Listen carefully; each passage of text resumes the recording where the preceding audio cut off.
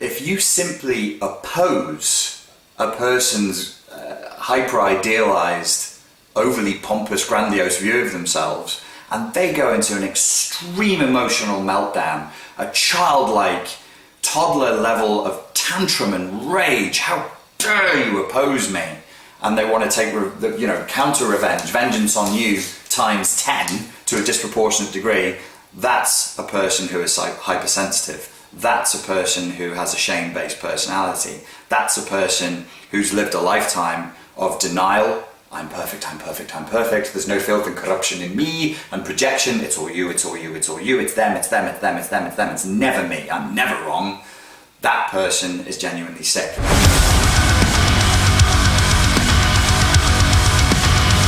Social media is changing shit up in the world. If you have bad behaviour, people are going to find out about it eventually. And that's why I fucking encourage people to stand up and speak up, say, hey, speak up, man. Don't fucking be abused by someone and stay fucking silent. Especially when it's like a public figure.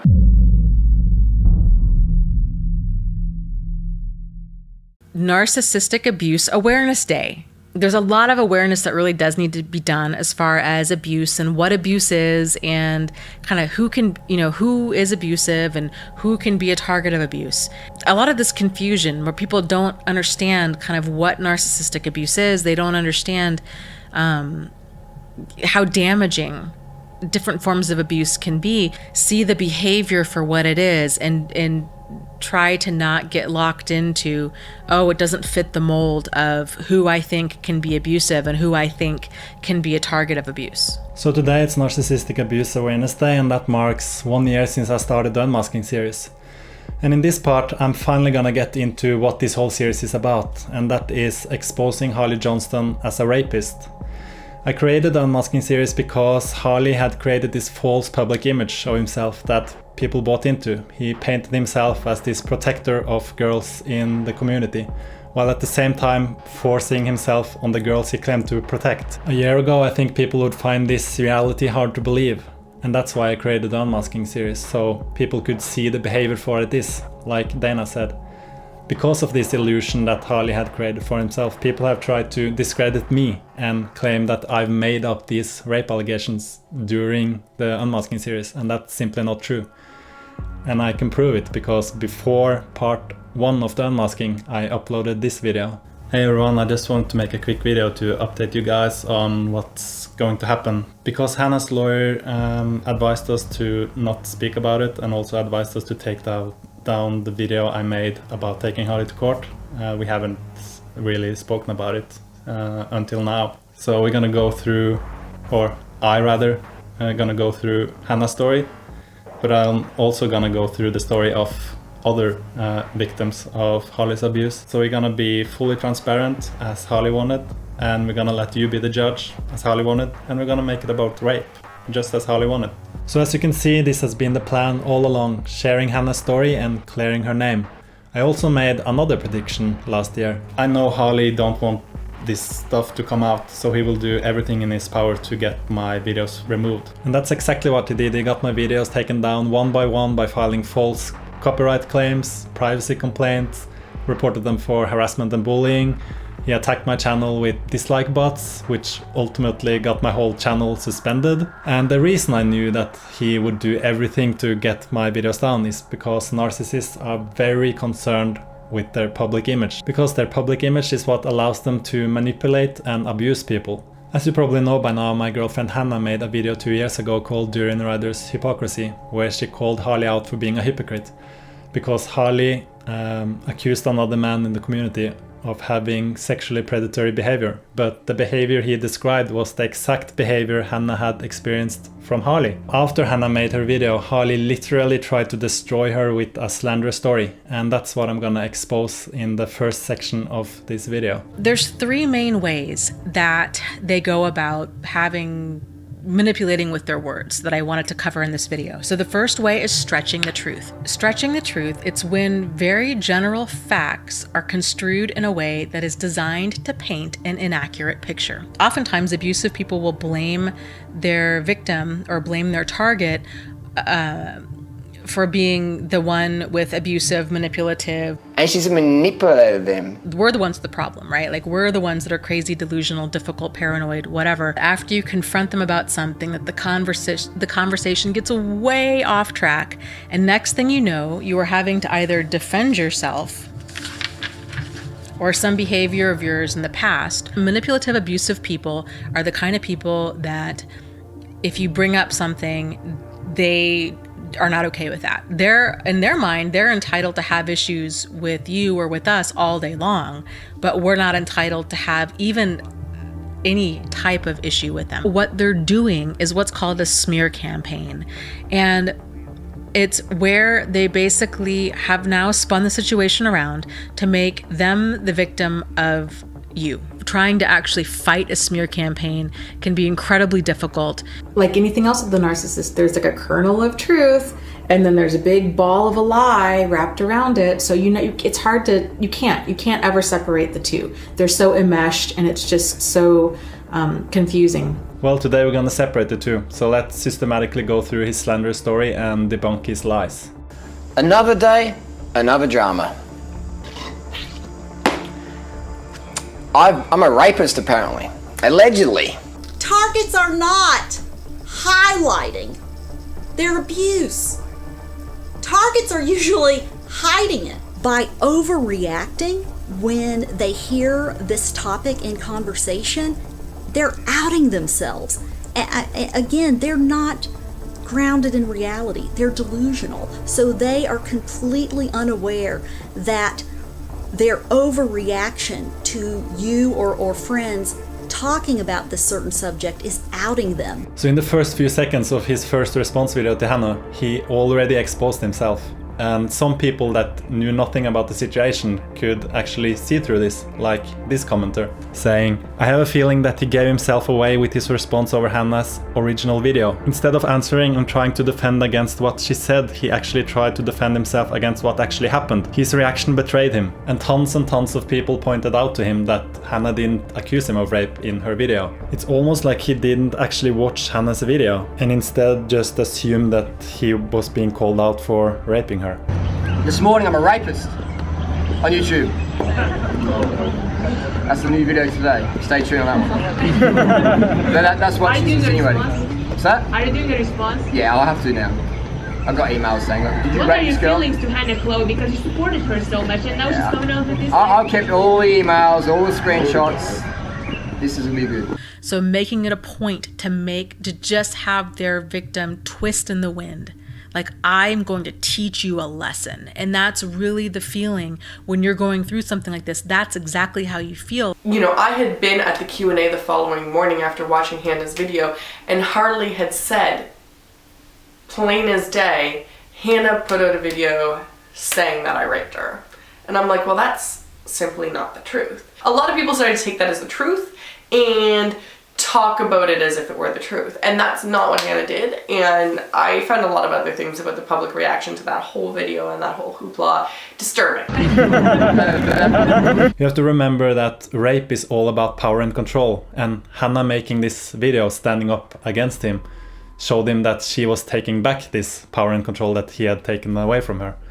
So this was a way for him to punish her, and also a way to show the other girls that this is what I'm gonna do to you if you dare to speak up against me. I won't mention her name, and I'll disable comments on this video, just so people can actually listen to me. That seems a bit weird in itself, that he would not want to mention this person's name, as if he doesn't want people to find that video and have their own opinion on things. He just wants to state his. We have a person, a female individual, currently in Chiang Mai. I won't mention her name, because I don't hate the girl. I don't want her to get hate. I hold no grudges at all. It can be seen, for example, in Lance Armstrong videos, and I assume you know who he is. When he was interviewed, are you on steroids? Are you doping? Are you taking any drugs? No. Like, your body gives off signals when you're lying, and I think he's being disingenuous to say that he doesn't hate this girl. I think he's fucking pissed. Let's just call her HC. People who, in the community, will know who I'm talking about. And again, what this girl is doing is pretty shit, but I don't personally hold any grudges towards her at all. So let's summarize what he said here. He's saying, I don't hate this girl, but she's currently in Chiang Mai and everyone knows who I'm talking about.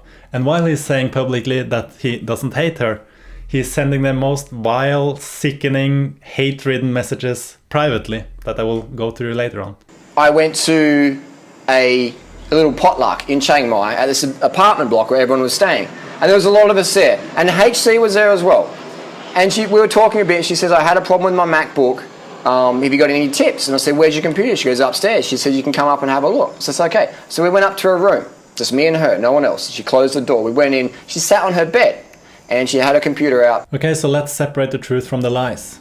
Who better to separate the truth from the lies than Hannah herself? So the kernel of truth in this part of his story is the potluck. There was a potluck in my apartment building that I was at with my friends. And for those of you who have been in social gatherings around him, you'll know what I mean when I say that. He was like really a loner. Like we were eating and enjoying ourselves and talking and playing a game, and he was sitting by himself in the corner eating, I think it was oranges or mandarins. And honestly, like we just felt sorry for him and we felt quite awkward around him. So we made a point of trying to include him in our conversation, and I was talking about the fact that I just about finished my ebook, and so I offered to show it to him, and I said that I'd just go up and grab my computer, and he said that he'd come up as well because he wanted to use my bathroom. And the apartment that we were in, the bathroom was right beside the room that everyone was in, so I could understand that he didn't want to go to the bathroom with all these people in the next room. So I said, sure, you can use my bathroom, and we went upstairs. And so it was not about like computer problem that he claims, that was just like some... I've not had a computer problem. Because these people, they lie so much all the time, even about stuff that a normal person, it wouldn't even make sense to lie about. Like it wouldn't make a difference if it was like computer problems. It's irrelevant. Yeah. As we were going up the staircase, he was like saying something about how I had nice perfume, and I was just like, I'm not wearing perfume, basically. And so he went to the bathroom, and he makes a big point about the fact that I sat on my bed, but as you can see in this clip, there was literally nowhere else to sit in my room. For those of you who have lived in Chiang Mai, you know apartments are usually, furnished very minimally. So I was sitting on my bed, and he went to the toilet, and it was honestly quite uncomfortable and disgusting listening to him going to the toilet. I barely knew this guy, and yeah, he came out and was still talking about my perfume and how he'd used it as an air freshener. So clearly he'd been going through my things while he was in the bathroom, which was just again weird. He also makes a big point out of how Hannah closed the door, like that's a big thing. I don't actually remember whether I closed my door or not. It's completely normal to close the door after you when you go into your apartment, right? I mean, I might not have even closed my door. I literally, it wasn't something that I thought about. He's painting this picture to make it seem like you were interested when... Yeah. And this is how he's taking the truth and twisting it for his own agenda to make people believe his lies. There's always some sort of kernel of truth to whatever they're saying, but it's surrounded in a big ball of a lie. It's very interwoven, and that's a whole exercise in crazy making. Don't even try to go down that bunny hole. And I could tell there was a bit of attraction going on there. Mutual attraction, adult mutual attraction. I think we have to take sexual attraction away from rape. The key driver of rape is its power, its humiliation, its degradation. And I found she was a nice girl, which she was, and she obviously liked me. Now you can start to understand why I've made the Unmasking series, because in part 1 of the Unmasking I went through the traits of a narcissist, and one of the traits is preoccupied with fantasy. And here you can clearly see that he's preoccupied with fantasy, claiming that, oh, she obviously liked me, when she didn't. I just felt sorry for him. Number 2, they're preoccupied with fantasies of unlimited success, power, brilliance, beauty, or ideal love. This one would be kind of hard to prove because most narcissists don't think that they're fantasies. They think that they're realities, right? So I don't know how you would really even kind of prove that. I guess you'd have to listen to them talk, and then you'd have to kind of make that judgment. When you're dealing with an abuser, they rationalize, they justify, they excuse, and they make, stories up that make it okay for them to do what they are doing. And I said, well, I'm going to go back downstairs, finish my meal, we'll talk more, blah, blah, blah. So this is a pretty insignificant lie by itself that he kind of initiated going downstairs again, but when you add up all these lies, he's constantly portraying the idea that Hannah wanted him alone in her apartment and she closed the door and she sat down on her bed, and he's constantly like painting this picture. It's pure manipulation. He also says that he has to go back downstairs to finish his meal. Like, he wasn't eating with us. Like I said before, he was eating like oranges or some kind of thing, and he had eaten the oranges. So it's insignificant, like Michael said, but it's just frustrating when you know what happened, and he's clearly just talking shit. Yeah, to manipulate. And so we talked a bit more. We had email conversation or Instagram conversation. I've got it all saved somewhere after, because I sort of had a hunch something might turn out. So here he's contradicting himself. He just said that Hannah was a nice girl, but now he's suddenly saying that, oh, he had a hunch that something might turn up. Also take note of how he is claiming that he has email and Instagram conversations saved, because he's gonna be called out on that. So we go back downstairs, we talk more, and I think later on it was HC did really cool banners and graphics. She does really good stuff. She's got good talent there. And I said, how about you, if you want, design me a book cover for my During Writer's Lean Body Bible, the cycling ebook, and do me a little channel banner. And if you do that, if you're happy with doing that, I'll give your ebook a shout out, a video just for the thing, giving it a plug. Because I think the information's good and you're a nice girl. And she's like, win-win situation. I win, I get my banner, I get my graphics. HC wins, she gets a big plug. So here you can see for yourself that Harley says that they had already agreed on a shout out for Hannah helping him with the cover art and the ebook cover. Later he changed the story to Hannah sleeping with him for a shout out. So the truth sure changed a lot here. That's how you know that he's lying, because his story is so inconsistent and he can never stick to one version of the story because it's a lie. And then so I said, well, maybe come over to my hotel and one night and we can sit down and work it out. She said, no worries. So what actually happened was I was working full time at that point, and so I finished work and I went home and changed, not into something nice, just into something other than my uniform, because I thought we were going to go to a vegan cafe. He asked me to meet him at Taipei Gate, and a lot of vegan restaurants are around that area, like and Taste from Heaven. And so I went to Taipei Gate in the early evening and he was late, so I just talked to this. Any of you who were in Chiang Mai might have known about the free hugs guy that would stay around Taipei Gate area, and so I was talking to him while I waited for the NUC to arrive, and like I said, he was late, so I was like kind of annoyed that I'd been waiting there. And when he arrived, he really didn't say very much to me. He just was like, let's go, and rode off. And I assumed we were going to go to one of the nearby vegan cafes, like I said, but he just rode off to what would turn out to be his hotel. I didn't actually know that we were going to go there, and I wouldn't have been okay with that had he told me, which is probably why he didn't. So I was like, okay, so she turns up one night to my hotel and she's dressed nicely, attractively. I was like, okay, here we go. So again, he claims that Hannah just turned up to his hotel room, that we know is a lie. And he also said that I was dressed nicely, and the truth is, I had changed out of my school uniform into my cycling leggings and a t-shirt. It wasn't particularly nice. Even if it was, you had dressed up super nicely, we have to remember that this is a girl in her early 20s in Thailand, where it's like 30 degrees, and she was thinking that she was going to a cafe, so that would be, like, that's not a point. Yeah. And like, clothes, what someone is wearing is no excuse. That's victim blaming. They'll say it's because you came on to me. You were too sexual. You were wearing a tank top. You were, whatever. The wind was blowing in the right direction. They will always blame the targets of abuse. 90% of people who are victims of rape or sexual assault in this country are raped by people who know them. It is entirely irrelevant what they're wearing. Rape has nothing to do with what you're wearing. Rapists are opportunists. And much like a narcissist, they are looking for vulnerabilities. They will always blame whoever they were abusing, always. So it really has nothing to do with the victim. It's not that, she was wearing a short skirt, or she talked to him at the bar, or she invited him into her apartment. It has everything to do with power and control. And that's really narcissism in pretty much a nutshell. That's what they're really all about. What they're doing is they're blaming, shaming, and guilt tripping.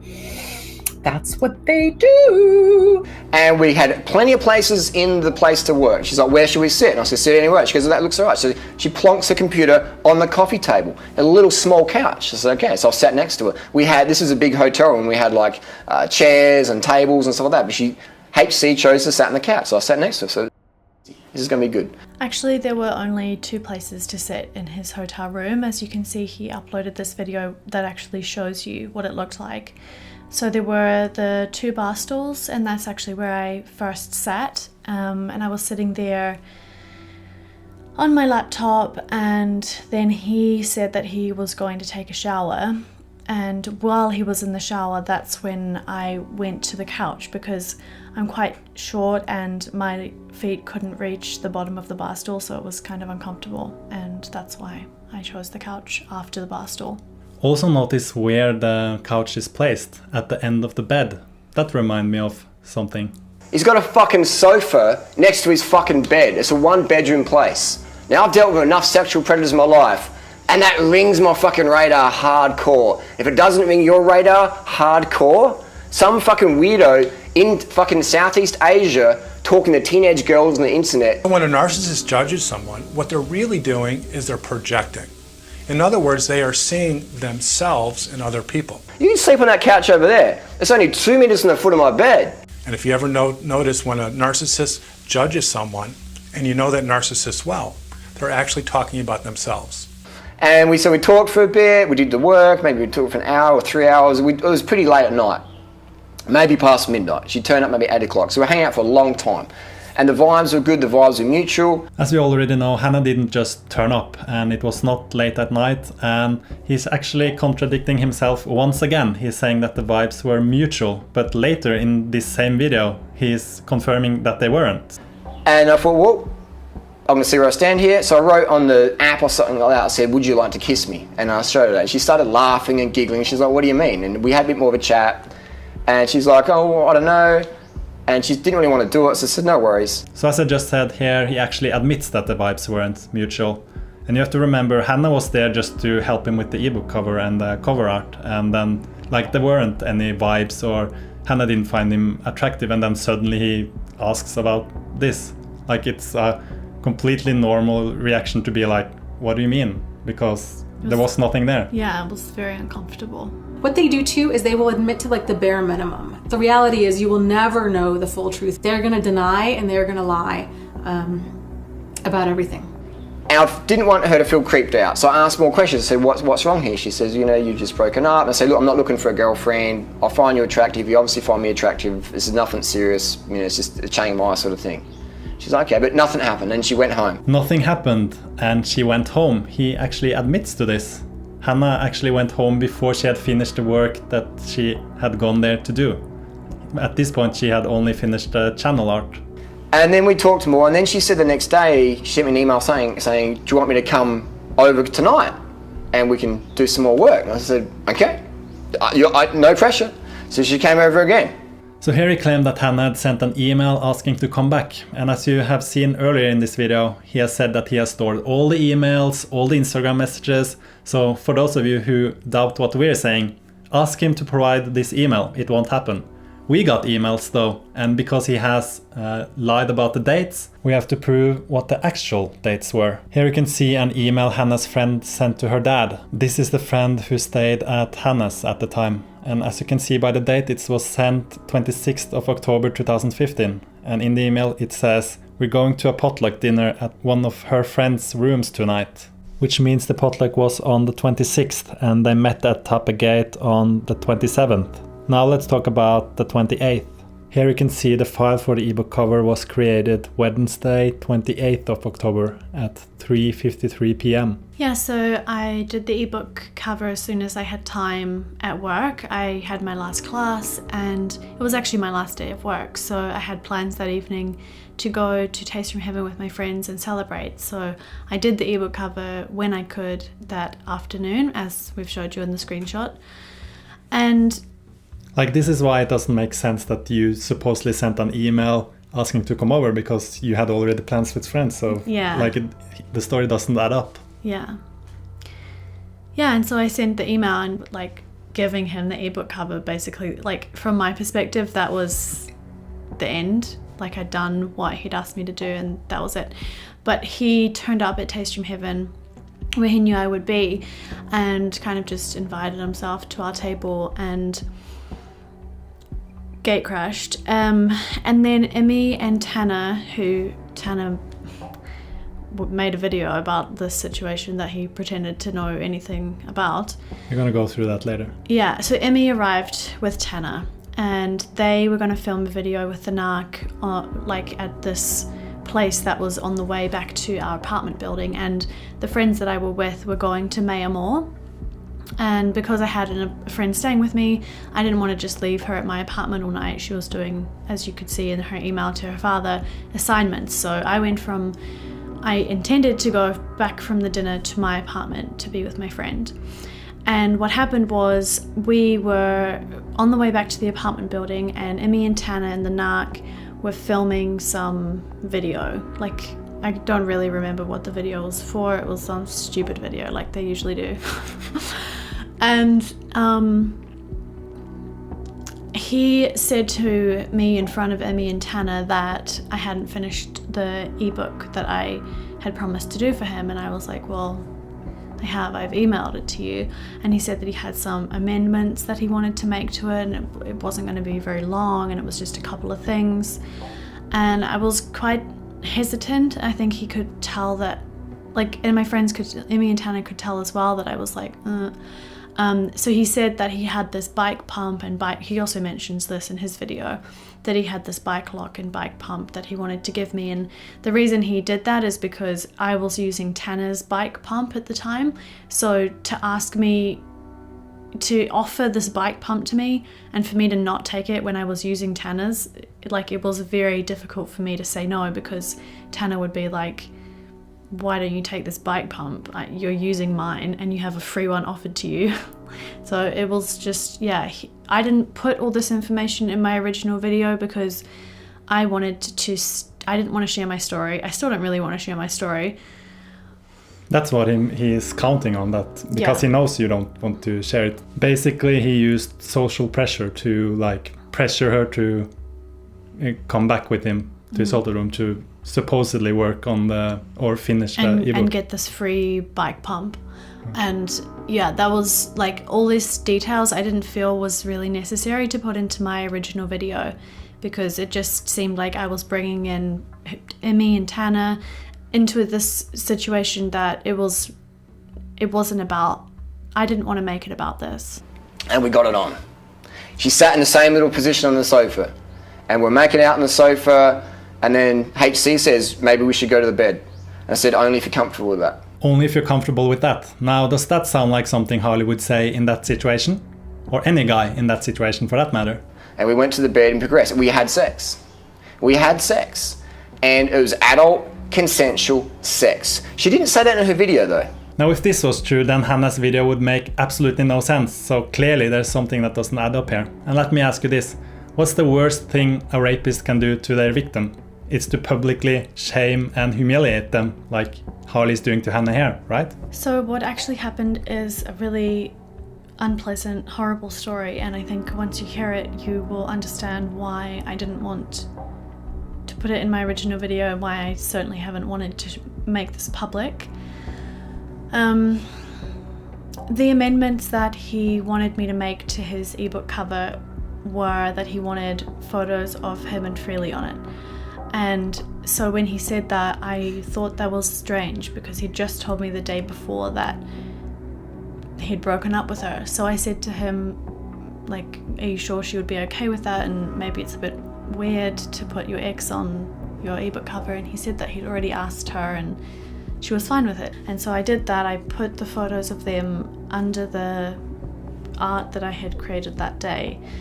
And he wasn't sitting beside me. He was like, I wasn't really paying attention to what he was doing. He was just somewhere in his room behind me. And when I finished putting the ebook cover together, I turned around to tell him that I'd finished it. And he had obviously been arousing himself behind me, because when I turned around, he was stood right behind me with an erection, and I just froze and turned around, and he walked around and sat beside me on the couch, and there was a cushion beside me, and he picked it up and put it over his crotch, and that's when he said, like, have you thought more about what we talked about last night? And I said yes, I had thought about it, and the answer was still no. And when he said that, that's when I noticed that his voice had changed. It was like a little boy, and I just remember thinking, like, how strange and scary that was, that he'd like become this different person. And so I said no, and he was trying to kiss me and like asking if he could kiss me, and then like leaning in, and I had to like lean out of the way, and I said no, and he would ask for more. He asked to have sex, and I said no, and he wasn't taking my answer. He wasn't like listening to what I was saying, basically, and he was just touching me and trying to kiss me and asking me for sex. And so I started saying all these excuses, like, you've just broken up with Freely, and I'm on my period, and yeah, and so he kissed me anyway and wasn't really listening and was touching me, and so I got up and said, like, I have to leave now, and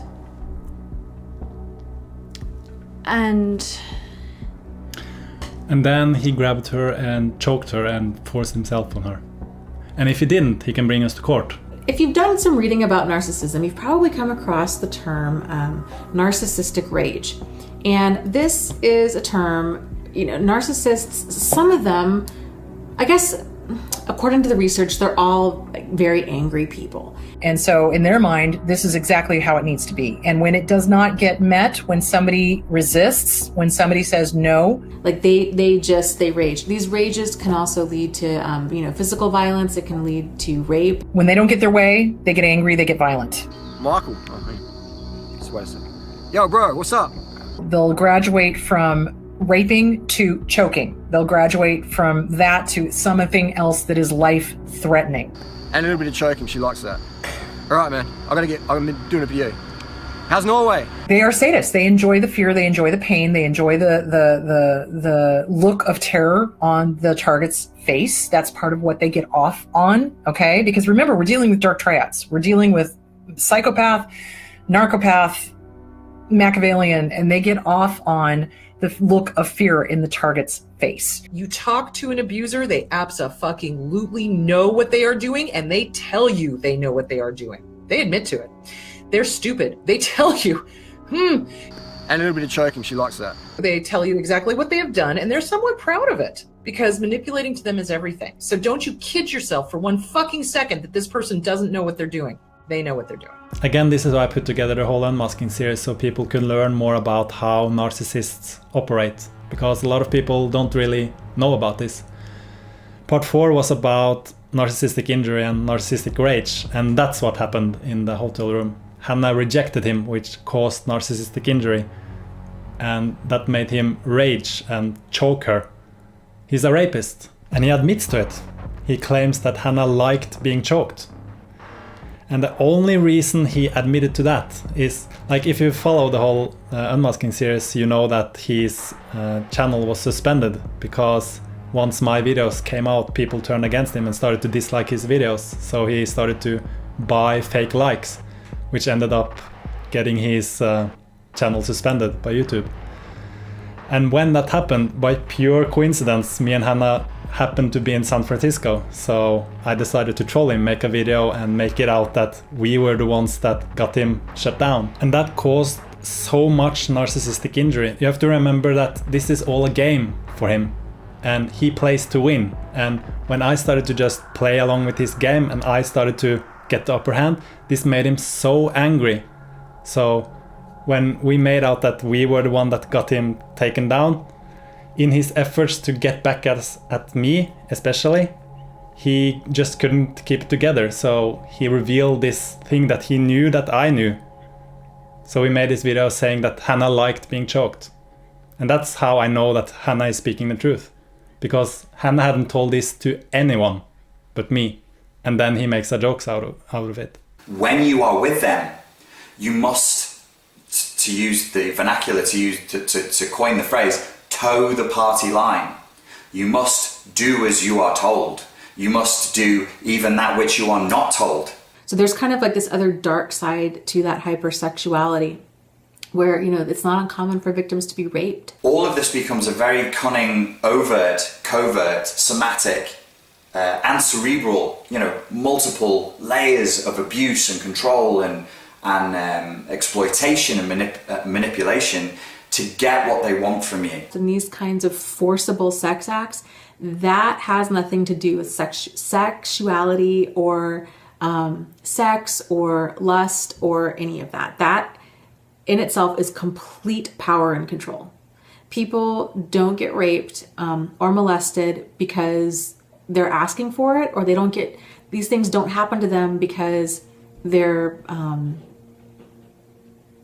you know, there's nothing that they're doing to cause this. This is how they behave. This is who they are. They're con artists. They're extorters. They don't know how to get what they want via legitimate means, but they know they deserve it and they want it really badly, so they're going to do it via the non-legitimate means. And she's looking up here, she's looking up there, and she's probably reading some script. So he's trying to make the point that Hannah is lying because she's not looking directly in the camera all the time, but that's just normal. In fact, the research demonstrates that liars maintain more deliberate eye contact than truthful people. Consequently, liars tend to overcompensate by maintaining longer eye contact. Now, who is it that is looking straight in the camera during his video? If you had to do jump cuts about something serious, in my opinion, something's suspect. That's just my opinion. Who gives a shit? That doesn't matter. You don't need people's opinions on a fact. And the fact is that Harley Johnston is a liar and a rapist, and the reality of a situation doesn't change based on whether you present it in one take or with jump cuts. Now again, I don't hate this girl. I understand why she's doing it. If Harley's story was true, how can he possibly understand why she's doing it? It just makes no sense. And so we had sex. It was all fun. It was all good. There was no pressure. You know, the next day, I had sore pelvis from her being on top of me, having a good time. Is that too much information? I don't know. But I just wanted to be 100% transparent and honest. They like to degrade or humiliate you. So the first of the 7 ways that they like to degrade and humiliate people, the first one is sexually. A narcissist will insist that their victim perform some sort of sexual act that the victim is not okay with doing. It's any type of sexual behavior that the victim is uncomfortable with, that the victim finds degrading and humiliating. So we know that rapists like to degrade and humiliate their victims. And what is it that Harley is doing here? Just look at how abusive he is towards Hannah publicly. Is it really so hard to believe that he abused her privately too? He mentioned the next day, so let's talk about the next day. Alright, what is it? Vasectomy. So you want some? Hold the fuck up.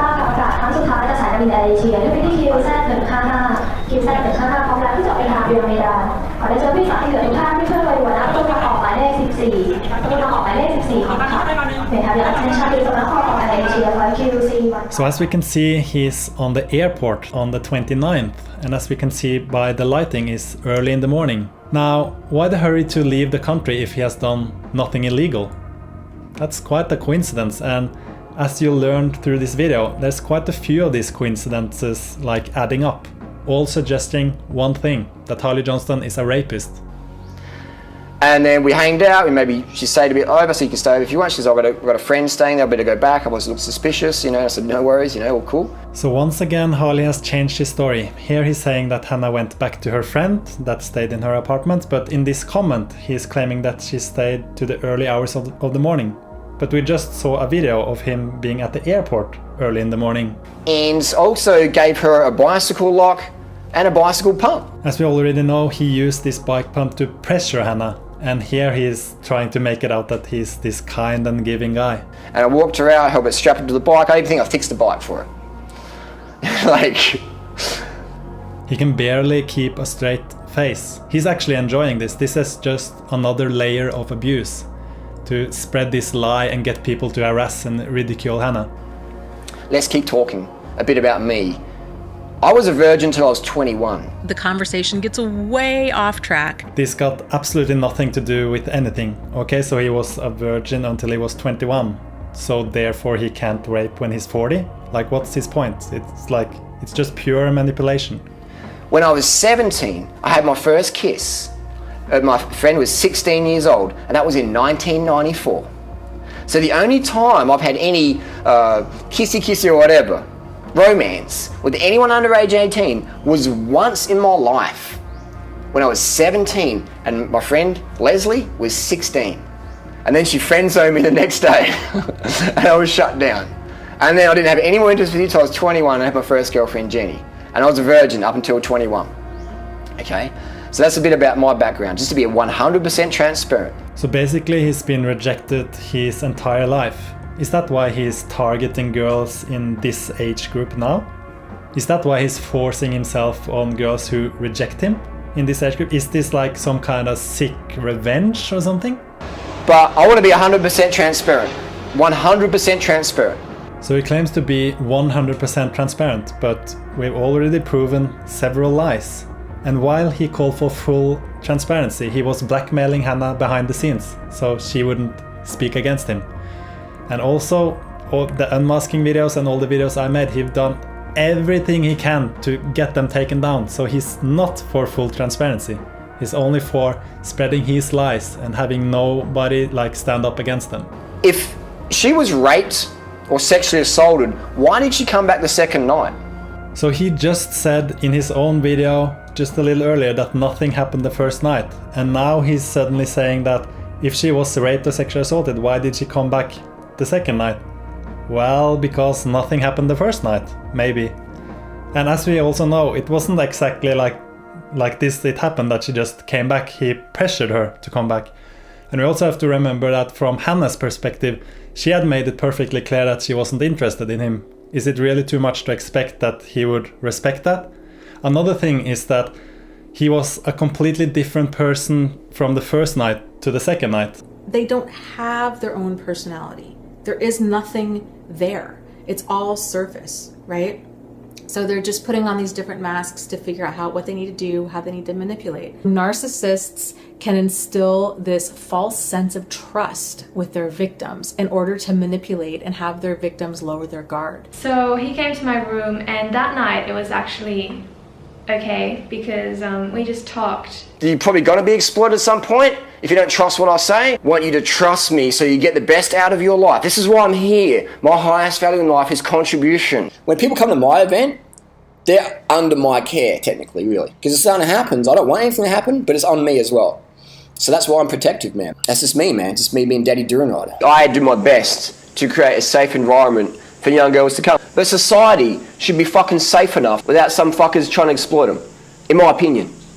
You know, that's the world I would like to live in, and that's the world I like to enforce. That's the community I have created, and so I guard that community aggressively and passionately. If you're in my community, you always feel safe. Some of these people do a really great job at hiding this. They might even come across as a very upstanding citizen, that they really, value morals and ethics and values and laws. And then here they are doing the exact opposite behind closed doors. Because I trusted him after that. I was like, oh, okay, so he actually just wants to be friends with me. I really felt within a short period of time that I really could trust them.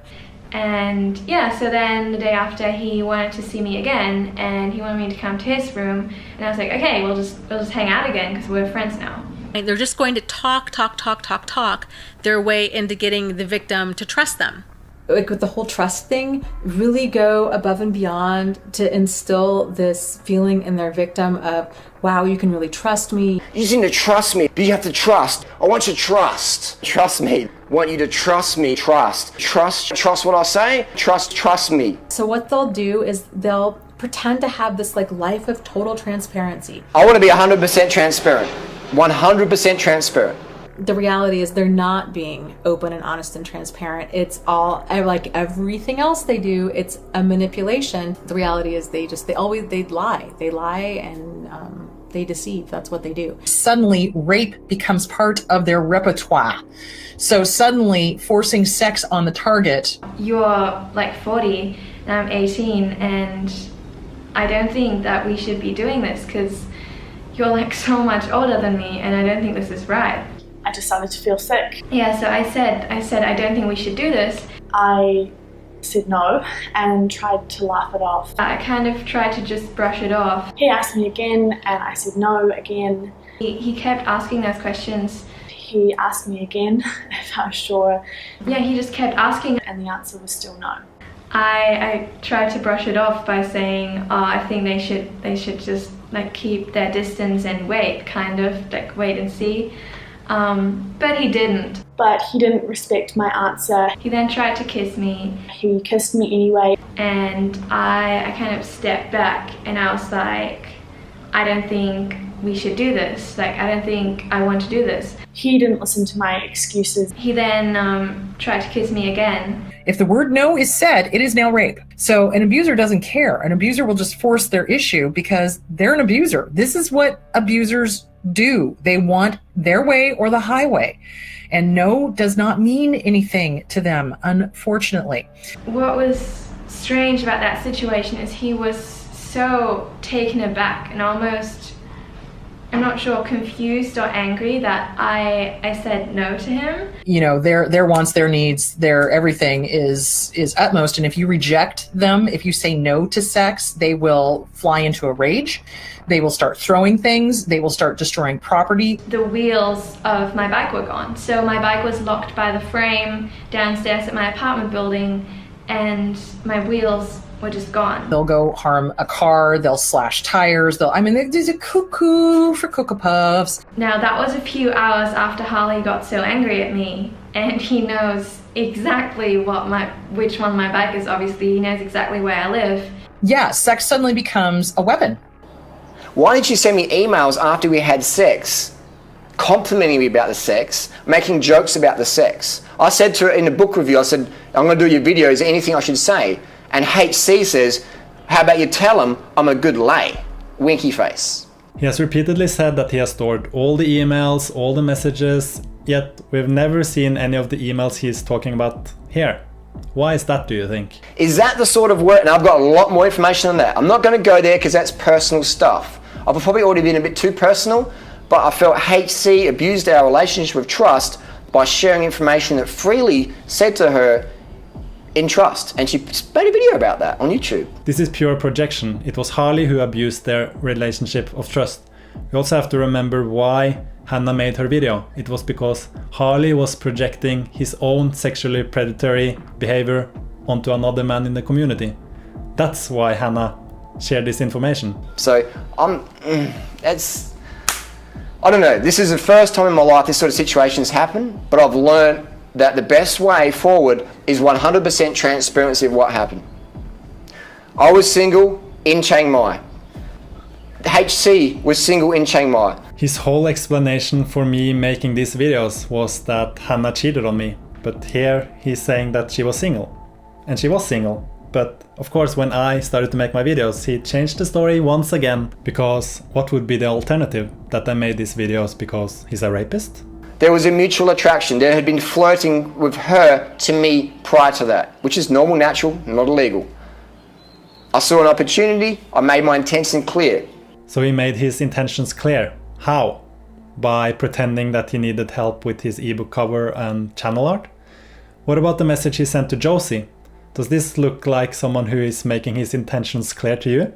It was only about, like, he only wanted to talk to me about my camera and I shouldn't worry, and I was like, oh, okay. So, like, he doesn't have any bad intentions, so it's okay. And I kind of trusted him. I was looking up to him as this, like, community leader who was doing great things, I thought, at the time. I did not know what I was dealing with. She wrote me emails. She came back to my hotel room twice. She invited me into her bedroom, just me and her. close the door. So he's made up this story and now he's just repeating it over and over again. It's pure, like, it's brainwashing. It's what he's doing here. All these things, in my opinion, which are done by an adult female, single, are all above board, natural, normal, healthy, nothing. All these things aren't how it happened. Remember, this started by Harley accusing another man of this, and according to Harley, this was so disgusting, but then when the tables turned, suddenly it became all normal, natural and healthy.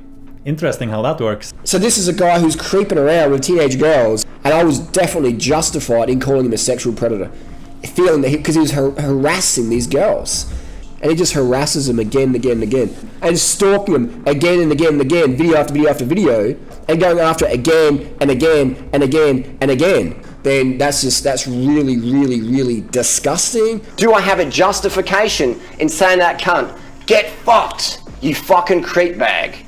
I feel justified. And anyone who disagrees with me, you're still fucking wrong, and you're probably a sexual predator your fucking self. What's the difference between a psychopath and a sociopath? There is no difference, guys. It's all terminology. It's all what is politically correct. So we used to call people psychopaths, now we call them antisocial.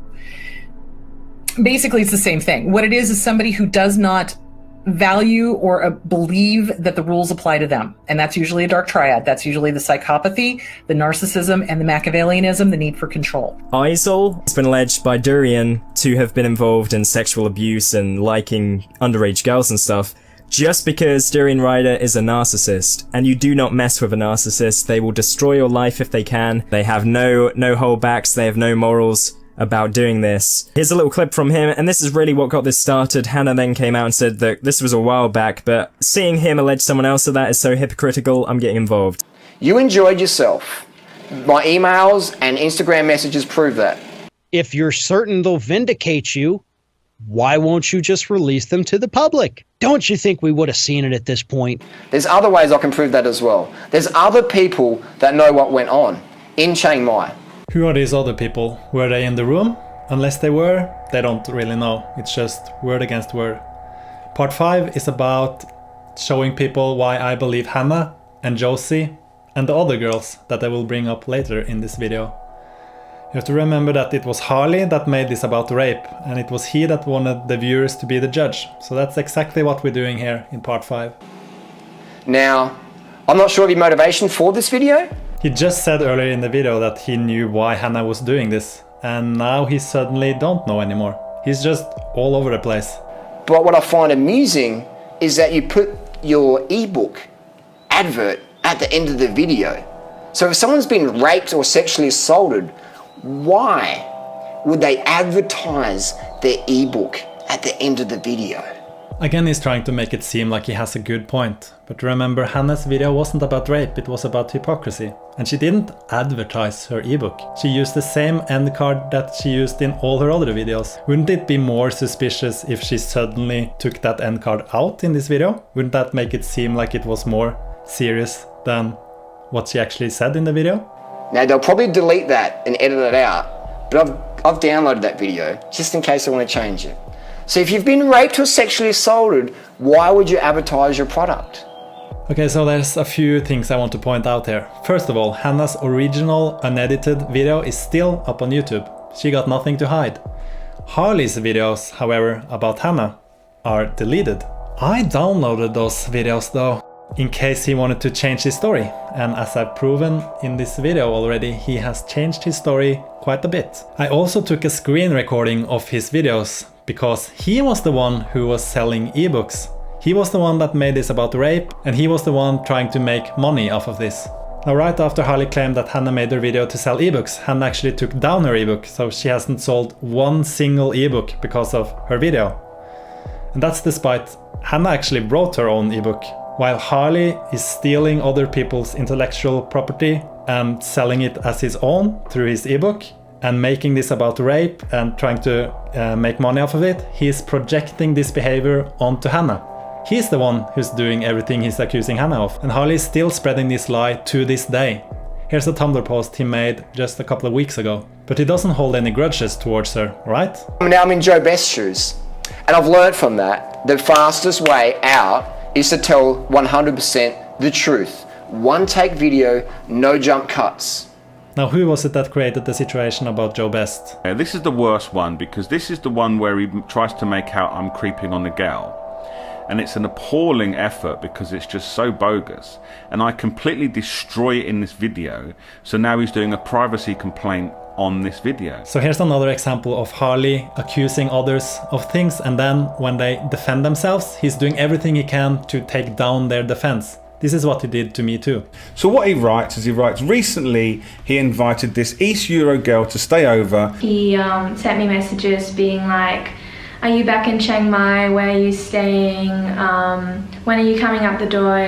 He messaged me again saying, do you want to meet up tonight? I can come to your room. And at that point, I felt quite uncomfortable, honestly, because, you know, he's like 40 years old, I'm 18. He's a 40-year-old approaching teenage girls who don't approach him. He's approached them. So if people approach me, I never approach random teenage girls. We talked a few times at the festival, not much. He like noticed me, that he knew who I was, that he even knew my name. That's just like fucking really, in my opinion, predatory, pedophilic behaviour, in my opinion. I think I said I was tired and I was going for a ride the next day. But then he said to me that it was only about, like, he only wanted to talk to me about my camera and I shouldn't worry. And I was like, oh, okay. So, like, he doesn't have any bad intentions, so it's okay. And I kind of trusted him. He tried to play mind games with her to get her to stay and make her feel really guilty for doing what she wanted to do, leave a toxic house. He is almost 50 and she is 20. He is a mind manipulator. So once again, here's another example of Harley projecting his own behavior onto others. I have some evidence of the guy being an absolute emotional manipulator towards a young woman who confided in me about the whole thing. And it absolutely disgusted me. It disgusted me, and it made me really realise the kind of person that Harley Johnston actually is. And he really tried to direct the conversation towards sex, which I felt a bit uncomfortable with again because he was so much older than me and I hardly knew him as well. He then tried to kiss me and I kind of stepped back and I was like, I don't think we should do this. Like, I don't think I want to do this. And what was strange about that situation is he was so taken aback and almost, I'm not sure, confused or angry that I said no to him. It's like he wouldn't expect any girl to ever say no to anything that he wants to do with them. Narcissists really do a great job at manipulating and getting what they want by saying certain things like, you know, by using guilt or shame or obligation or even fear to get their way. And he just kept asking until I felt almost really stupid about saying no to him, because I felt like if he was questioning my decision so much, I was thinking surely there must be something wrong with me to say no to him. So at some point I just felt so stupid about my own decisions, And so victims often feel really pushed. You know, and at that point I was like, maybe I'm just making a deal out of something that shouldn't be a big deal. The victim gets very confused and they kind of think, well, maybe I'm just being prude, or maybe that there's just something wrong with me, and maybe I'm being the stupid one. Maybe I should have just let him do whatever he wants to do. He then tried to kiss me again. And, you know, as I said earlier, I wasn't really confident anymore in that situation, so I kind of just let him do it. And of course, this manipulative person, this narcissist, is saying things like, well, it's really you, like you're the prude, you're the problem. But it doesn't matter if that even is the case, because it's probably not. But even if it was the case, if a person's not okay with doing something in any way, shape, or form, especially sexually. Most women out there, most girls, 16 and 25-year-old, they're so easy to manipulate, they're so easy to bullshit. And, you know, it's really weird, I guess, looking back, that I let him do that. You're looking back and you're thinking, I can't believe, because you're going to see everything a lot more clearly. If there was something that he was doing that I didn't feel comfortable with, every time I kind of just blamed myself, and in a way that was like, maybe I'm being the stupid one here, maybe I shouldn't worry about this, and you know, maybe this is just me and I'm just being weird. So if you feel any of these ways, it's incredibly normal. It's because there's two reasons that a person feels this way. The first reason, because you've been manipulated for a long time. The whole thing about manipulation is, at the time that you're being manipulated, you don't realize you're being manipulated. That's the whole point of manipulation. So that's why I'm only telling this story now. This whole like illusion that I had of him was just crashed because I thought he was, you know, as I said earlier, I thought he was so great. But then he, you know, refused to use condoms. During Rider, or your account is going to have problems. You can trash me, but don't trash teen girls in my community, man. I won't tolerate that. He kept harassing me, just mocking me for absolutely everything. Like he was mocking my face, he kept saying basically anything that he thought would hurt me the most is what he said. Like he said I was really fat and I would always be single. He was just mocking me in every way he could, that I should be like ashamed of myself and things like that. He also commented on my Facebook, I might get the screenshot up here if I can, basically commented saying that I should be, I'm not sure what he said, I should be ashamed of myself, and he said, I hope your daddy's proud of you for sleeping with a 40-year-old creep in the hopes of getting a new computer. And that shift just happened because I was speaking out against him. Now, you have to remember this is a guy who will say pretty much anything anything that will fit into his perfect little worldview that he has, where he's the big hero and the leader and, you know, just the great guy, and everyone else is trying to destroy him. And this was in relationship to a video that I made regarding a certain person that I feel has been the biggest victim in this community and has put on a lot of weight. The video was very respectful, and it wasn't in any way sexualized or anything about trashing a teen girl. It was just pointing out facts of what had happened to her own weight using her own testimony. And I just want to get this story out there, especially so that young girls can be warned and can know who they're dealing with, because obviously I had no idea what I was dealing with. Obviously, if I could go back, I would not trust him at all. And I think that's really dangerous, especially in a community like this, where you have someone like that as the community leader. Because I'll tell you what, our community is very easy to exploit. So many trusting people, naive people, well-meaning people. So that's why I just wanted to get the story out there, just so that people know what they're dealing with and so that people are warned. I just want him out of my life, and I just want to get this out there so that he can't do to other people what he did to me. They accuse you of doing things that you're not doing.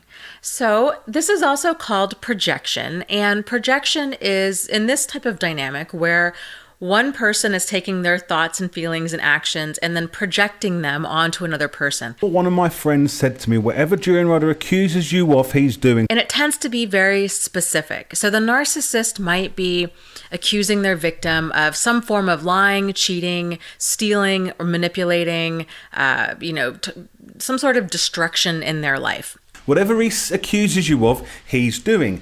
And the thing is, they tend to be very worked up about it.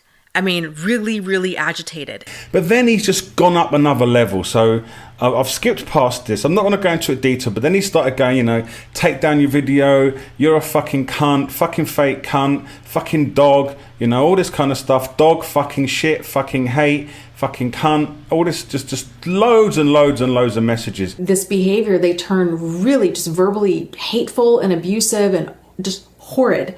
And again, it can lead to, destroying things. It can lead to hitting. It can lead to sexual assaults. It can lead to all kinds of things. But what's really going on is the narcissist is accusing the victim of everything that they're either thinking about doing or that they're actively doing. And as I explained a second ago, they project. When a narcissist judges someone, what they're really doing is they're projecting. In other words, they are seeing themselves in other people. And if you ever notice when a narcissist judges someone, and you know that narcissist they're actually talking about themselves.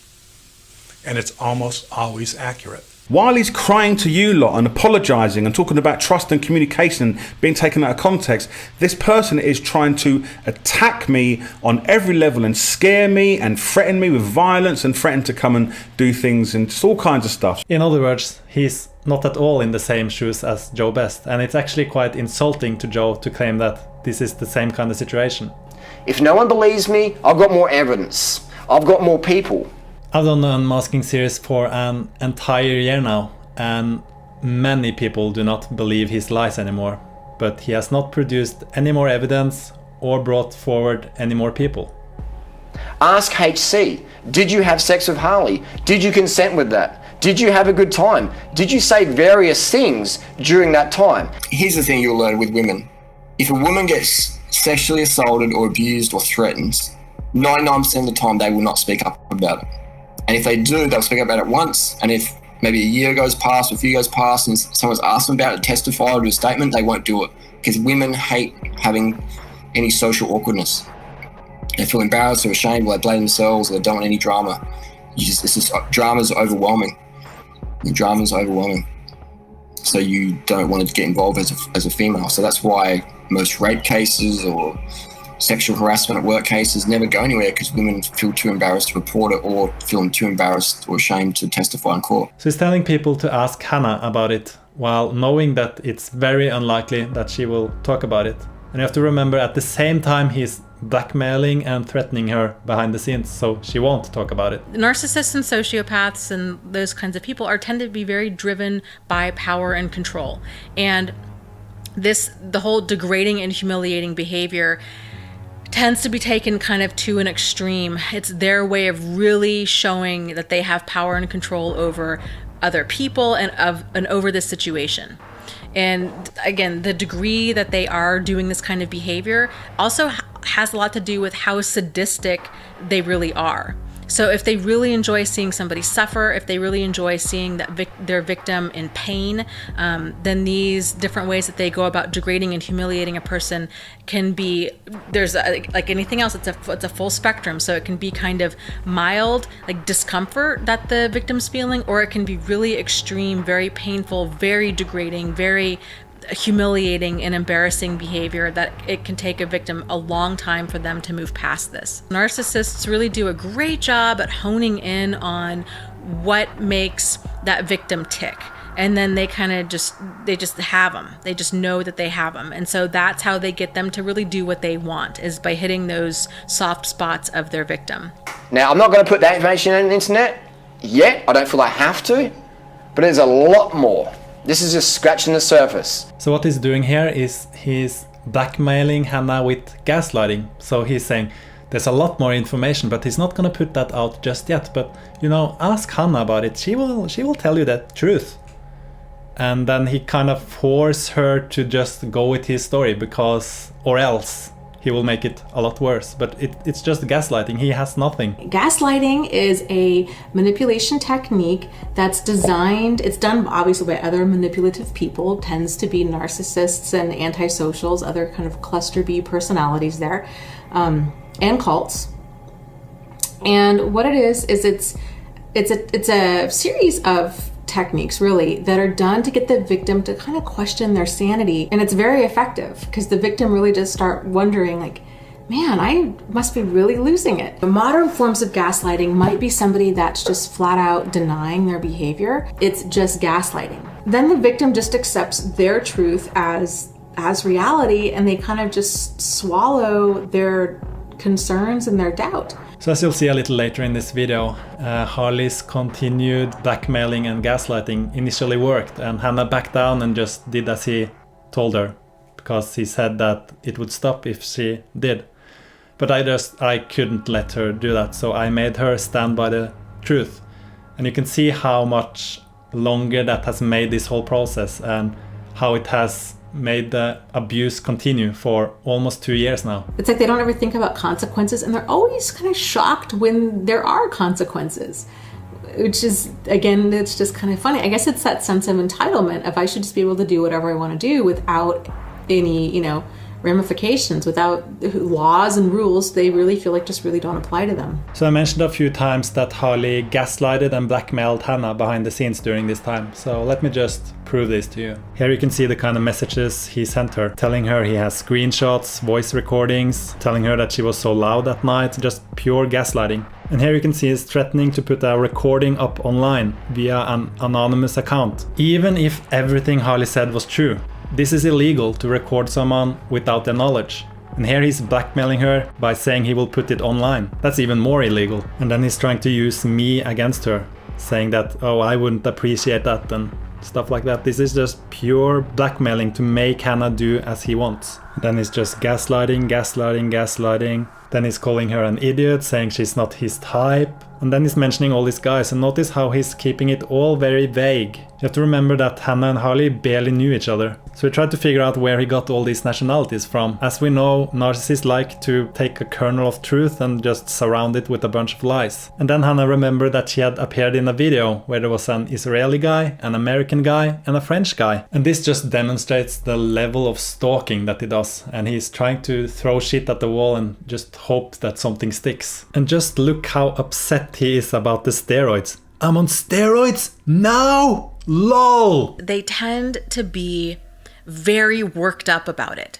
I mean, really, really agitated. The thing is, now we know that he was on steroids. It was confirmed by Freely after they broke up, and he even admitted to it himself a couple of months later. And the only reason he admitted to it was because everybody already knew. And then he claims Hannah was all sexed up and ready. Now this is what Hannah was wearing, and Hannah's friends can confirm this. As we know, Hannah was out with her friends that evening. And then he continues to just gaslight her with all this nonsense. And then he's claiming that he sent himself a screenshot to his own email about something Hannah supposedly said. It's weird that we haven't seen this screenshot though. And then after having gaslighted Hannah and blackmailed her and threatened her, saying he would put up all these recordings and shit, he's telling her that she now needs to do a response video and it's time to tell the truth. What he's really saying is that Hannah needs to just repeat his story. Repeat all the gaslighting and stuff, or else he will do what he has threatened to do. When our abuser is abusing us, they are filling our head full of shit. I mean, really, truly, literally, horse shit. Just bullshit. It's mega bullshit. They are pushing their agenda. They are pushing their lies. You know, this, that, and the other thing about who you are. Narcissists, are never accountable for their behavior. Because they don't think they have a problem, but of course, and also it would never work. So in their mind, they're always either the victim or the hero. Somehow, some way, they are somehow a victim of circumstance. They're going to somehow turn that around on you. If they're good at being a narcissist, they're going to be able to convince other people of that. They might even be so good that they convince you of that. That's what's super crazy making is, I can talk to a lot of these victims, and I've heard enough stories where there's a term called gaslighting, and it's a crazy making manipulation technique that narcissists and other manipulative people use, and it's to get victims to question their sanity. I think a lot of victims, when they come across the term gaslighting and they begin talking to other people and they begin seeing these different forms of gaslighting, it's really just this very intense emotional moment. You just break down and just start crying because it's like everything makes sense and you're not crazy. And this is exactly what happened. So let me tell you how I found out about what had happened to Hannah, as Harley constantly claims that she was lying to me and stuff, but I knew about this long before Hannah made her video. In fact, I was the one who pressured her to make her video. So what happened was, when I met Hannah and in the early stages of our relationship, I quickly noticed that something wasn't right. She struggled with intimacy. So it went to the point where I was like, are you okay? And Hannah was always like, yeah, I'm fine, but I could tell that she wasn't. So I tried to pressure her to tell me what was going on. And she always got very upset whenever I tried to ask about this. So after I had asked about it many times, she finally told me, and she told this whole story that she told earlier in this video. And I can't remember exactly what I said, but I said something like this is rape. And she just bursted out crying, and she just cried and cried and cried. So it was like this was something she had just kind of suppressed, and I don't think she fully knew that she had been raped. But when I kind of just repeated it, she kind of realized it there, I think. Like she needed to hear someone else say it to like admit it to herself. So I told Hannah that we should report this, but she was so scared and she just told me that nobody will believe her. And she just didn't want to do it and want to forget it and just move on with her life. And she kind of just made me promise to not make a big deal out of it. But like at the time I didn't really know who Harley was. I had just seen him in some Freely videos and stuff, so I wanted to look into who this guy is. And one of the first thing, like this was around the time where Jen Felici died, so one of the first thing I discovered was the whole Jen Felici or Jen Journey thing happening, and I could not believe how the vegan community could like just let him get away with this.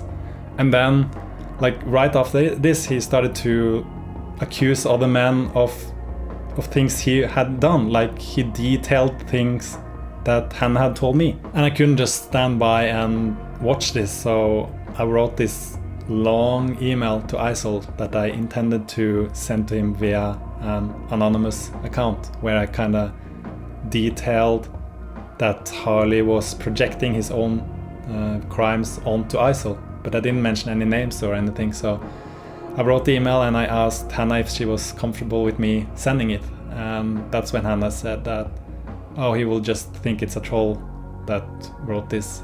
And that's when Hannah decided to put her identity to her story. And even though it was Hannah's decision to make her video in the end, it was after I had really shown her how wrong I think it was and how annoyed I was by her just letting this rapist get away with his crimes.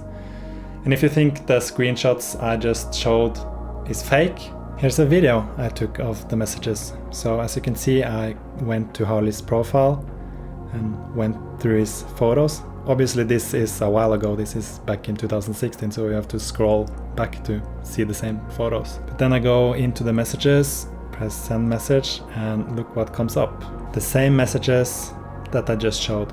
And here you can actually see that Hannah asked him to not contact her again. But as we made perfectly clear already, this guy doesn't take no for an answer, so he just kept sending her messages until she blocked him. But before she did, I took this evidence because we were gonna take him to court, so I wanted to prove this for the judge. Now, if Harley's story was true, why does he believe Hannah has breast implants? Hannah's saying I raped her, this, that, and the other thing. We did this together, we did that. Hannah has implants. What? Like, where the fuck did that come from? Hannah has never had any kind of plastic surgery. So this is another thing that doesn't add up, and another thing where he exposes himself. He made a pretty massive mistake by making this claim that is so easily proven wrong. And Hannah could prove it, but as we've seen, Jennifer Felici proved that she had breast cancer, and she showed her breast on camera, and what did Harley do? He just made up even more lies about her.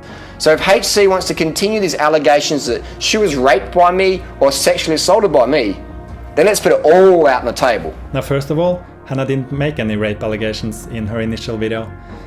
And here you can see Harley, it's Harley that wants to put it all out on the table, and that's what we're doing here. And the only reason he said this was because he knew that Hannah couldn't do that back in 2016. And the only reason she can do it now is because she's been in therapy and she has worked through it and put the shame back where it belongs, on Harley. It's just what marketing's become now. You create lies and slander in the vegan community to sell a vegan ebook that you got help with from me and freely. So here he's trying to take credit for Hannah's work. Hannah wrote her ebook all on her own. The only thing Harley did was to like scroll through it and say, oh, it looks good. And he's projecting again. It's Harley who creates lies and slander to sell ebooks. All your top hitting YouTube videos are the ones I gave you tips on. The conversation gets way off track.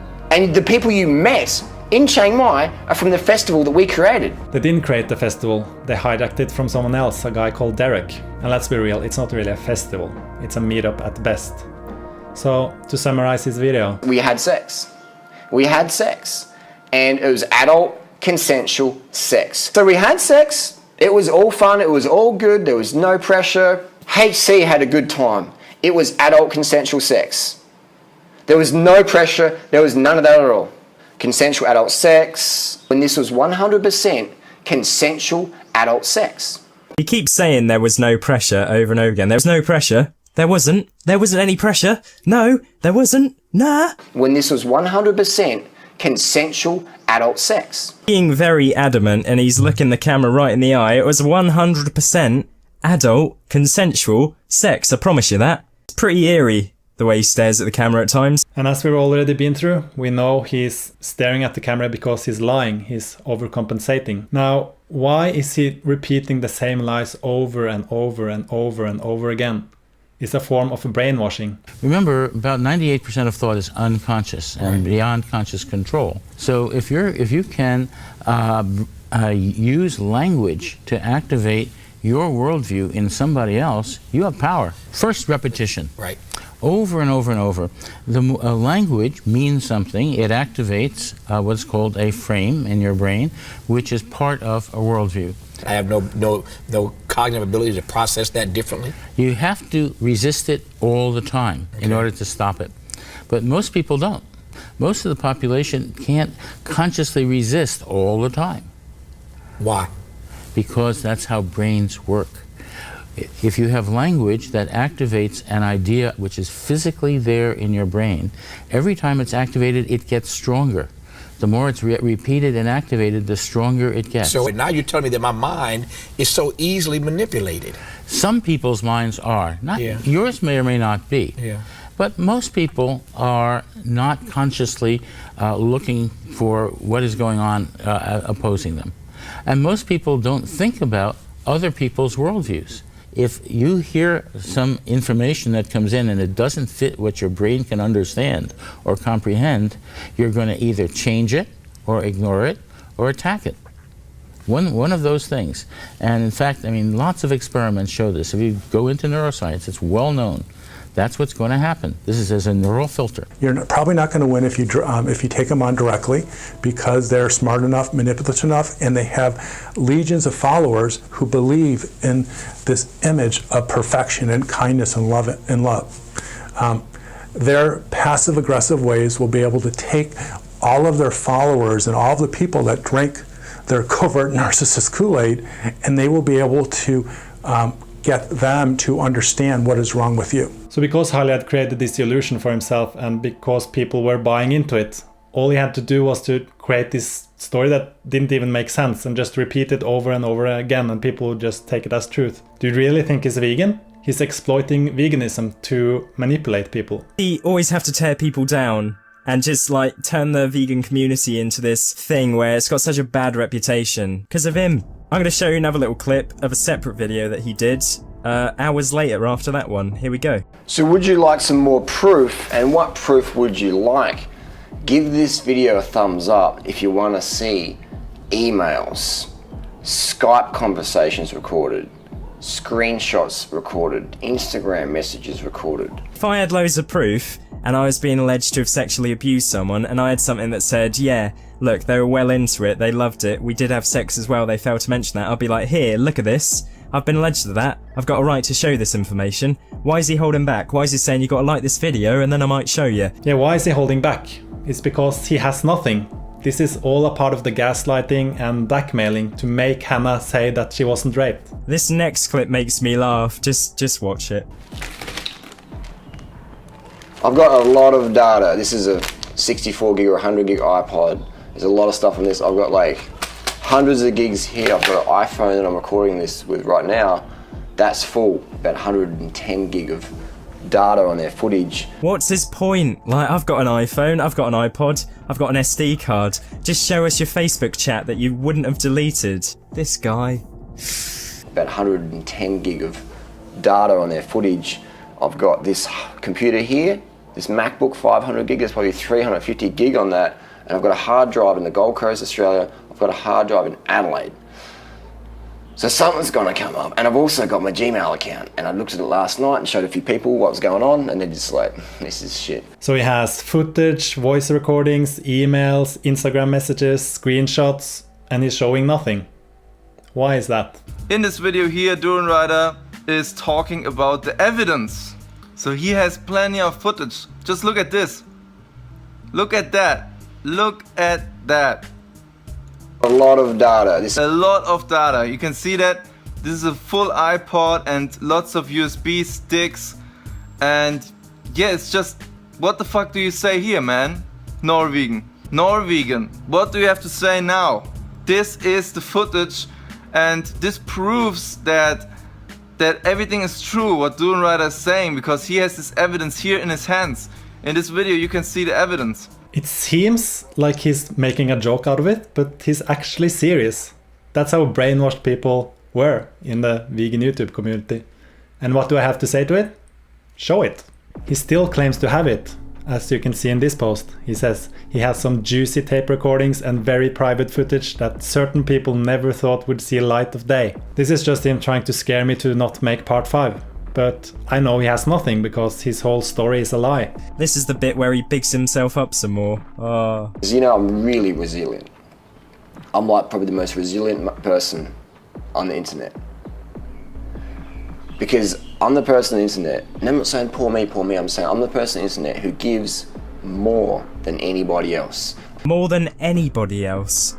There's no one else possibly bigger on him than YouTube that gives more. What do you mean you give more? What do you do? I put on free festivals, I donate my time more than anyone else, I put up more videos than anybody else. You doing festivals where only people with a bike can go, if not they're a shit cunt, isn't giving. You selling an ebook, which you're going to say about in a minute, for $30 isn't you giving. You doing some videos that you make loads of money off isn't giving. And your videos just tear people apart. You're not good, mate. You're shit. My ebooks are the best value product, no question, on the market, with the most helpful tips. He's just trying to promote his book again. It's a shit book. Everyone that's read it has said it's poorly edited. He's never gone to school properly. He used to be on loads of drugs when he was younger.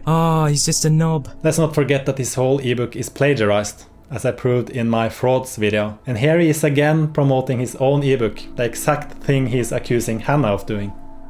Another projection. Haters gonna hate no matter what I do. You know, like no matter what I say. The haters pretend they didn't hear that, and then because a hater has selective hearing. They're like, oh my god, you tried to kiss a girl. They forgot that we had fucking sex afterwards. Then the next night she came back and we had adult consensual sex, and there's plenty of proof on that. Just ask Freely. Freely knows. Talk with Freely. So he's being vague about the story, making it seem like something happened the first night and that Hannah came back the second night. But as we know, nothing happened the first night, as he confirmed himself in his first video. And then it tells people to ask Freely. We'll get back to what Freely says later in this video. I just had to do a jump cut because I said the person's name. You know who I'm talking about. So why doesn't he say her name? Is it because he knows he's slandering her and that Hannah can take him to court for this? But here's the thing, is these people, I'm trying not to swear, these people are so fucked in the head, I swore, that they'd probably try and sue you, or they're so money hungry. I mean, this person alleges that I molested her. Once again, I have to point out that Hannah didn't allege that he molested her. You can see how many times he brings up this lie. And then he says, oh, they probably tried to sue you, they're so money hungry, and no, it has nothing to do with money, it's because this is serious defamation. This girl's like 23, 25 or whatever. What about Josie? She's a teenager. And what about that 15-year-old? What did Freely say about that 15-year-old again? He told us to ask Freely, so what did Freely say? She said he would constantly stare at and do groundwork on young girls, even underage ones. He said that if we weren't together, he would fuck her if no one found out. She was 15. That's Freely who said that, and that's hardly admitting that he would rape someone if he could get away with it. A 15-year-old is underage, and underage girls can't consent by law. I'm sorry, but having adult consensual sex with a 23 or 25-year-old when you're on a holiday, when you're both single... It's not normal for someone in their 40s to sleep with teenagers and girls in their early 20s. And Hannah wasn't on a holiday. She was working in Chiang Mai. And when you're both, you know, consenting, that's not fucking pedophilia. She was not consenting. And who said anything about pedophilia? That's pretty concerning, as we've seen in this video that he tends to bring up things that he has done, even when he's not alleged of it. And what it does by people using those things is it really disempowers the people who are legit victims of pedophilia, of sexual assault, of rape. And this is exactly what Harley did when he falsely accused all these other men of rape. Asking someone for a kiss and verbally saying, okay, you're sure, that's not sexual assault. You're right, it's not sexual assault, but that's not what she's saying. She's not saying that you asked her, can I give you a kiss? She's saying you just went for it. When the person comes back the next night, the same person got sexually assaulted by you asking if you want to kiss them, and then they kiss you back. And then she says, let's go to the bed, and then she strips off her clothes, and then you have sex. That's not sexual assault. That's not rape. That's consensual adult sex. Over and over and over again, the same lie. He brings it up over and over again. And here he says that she stripped off her clothes, but then again he's claiming that she has breast implants, which she doesn't have. So clearly there's something that doesn't add up here. And just because she's got regret or she's mega jealous of Freely's success and she wants to throw Freely under the bus by, why would you share personal information that Freely told you on a YouTube video? Now he's claiming this is about regret, but in his last video he claimed that Hannah had sent him emails complimenting him about the sex. So he's just all over the place now and jealous of Freely. Like, he makes no sense. But you'll probably sell some ebooks, you'll get some more subscribers, because that's all you care about. That's all she cares about, except for the fact that she removed her ebook and she also left her channel. So his reasons don't even make sense. He's just bringing up any reason he can think of, except for the actual reason. He now skips ahead to once again be derogatory to her character, even though he has no fucking harsh feelings towards her, doesn't want anyone to hate on her. He talks out of his arse. When you're interacting with somebody with narcissistic personality disorder, you will frequently feel invaded, you will frequently feel judged, and one of the favourite weapons is to judge you as being morally deficient. To attack you with a boundary-breaking judgment of something that you completely didn't consent to, and to act as though you are a false prophet, to act as though you had advertised yourself as this, but in reality you're this. All you care about is a bit of fame, a bit of money. You don't really care about the vegan message. You're not a real vegan. You're just probably in it for a bit of weight loss, in it for a bit of money. But it's not your core belief. This is Harley projecting again. He's the one that is in this for fame and money and weight loss. And he's the one that is not a real vegan. Veganism is not his core belief. Obviously, he's a rapist. And I think he's using this as a tactic. As you can see in this article called Sexual Harassment in the Animal Rights Movement, it says, women are told that if they speak out, they will be hurting the animals. In some cases, the victims are threatened with lawsuits or physical violence if they go public. And this is exactly what Harley has done. Threatened Hannah with lawsuits and physical violence. I've showed you the death threats already. And the only reason he got Hannah to his hotel room was because she wanted to help someone she thought was a vegan activist. Here's another post I found that says, grassroots activists are at risk too, especially new activists who are so excited to be making a difference. They presume that the men they are meeting in the movement, especially because there are fewer men than women, are trustworthy and caring. And Harley knows this, and he exploits that fact. He even says so himself. Because I'll tell you what, our community is very easy to exploit. So many trusting people, naive people, well-meaning people. You're not a real vegan, you're not eating meat, you're not wearing leather, you're not doing any of that, but you're a fake vegan because you disagree with me or you've called me out on something bad that I did. I'm going to destroy you now because I'm a narcissist. I never see you riding around town or going around town with a vegan shirt. I never see you really active. I never see you really donating your time. Again, the whole reason Harley managed to lure Hannah to his hotel room was because she was donating her time to help someone she thought was a vegan. And that whole shout-out deal is a shit deal. And Hannah has helped many other vegan YouTubers without asking anything in return. On top of that, Hannah's ebook was about helping people go vegan, and she worked on that ebook all on her own, didn't steal from anyone like Harley. For you, it's about money and fame, and that's unfortunate. But don't pretend it's more than that. She's not making any money probably with 7,000 subscribers. I make £5 a month. That's fuck all. You sell an ebook for $30 to your idiot clan that follows you, and you make stupid money from all your shit videos that you put out, you hypocrite. Huge hypocrite. Why? Why do they do this? Well, narcissistic people they're selfish, and they have this attitude of entitlement that they just are entitled, and that the world just needs to be okay with it. That's what makes their behavior so problematic. It's because there's no true accountability on their behalf for what they're doing, and because there's no accountability of that what they're doing is wrong, there's no remorse and there's no real desire to change. So if you want to see more evidence, if you want me to go through all this stuff, I'm happy to do that. It'll take a bit of time. We've got hard drives in Australia. I'm happy to fly back there, get them, whatever it takes to show people without question that we did have sex. Why would your conversations on Facebook or text or whatever be on an SD card, a hard drive, or a fucking iPod? It makes no sense. Exactly. Nothing in his story makes sense. But it doesn't have to, because rape culture. And she had no complaints. And even her friend, I got another email this morning from someone saying, yeah, Harley, I was there that night. This girl came back and her friends said a certain joke, and the girl who got assaulted laughed. And that was a close friend of hers. So she could read, if she came back crying, the good friend wouldn't have made the joke, okay? So according to his own story, Hannah both went home after midnight and during the early hours in the morning. What are the chances for her meeting several of her friends, having someone make this joke on her way home?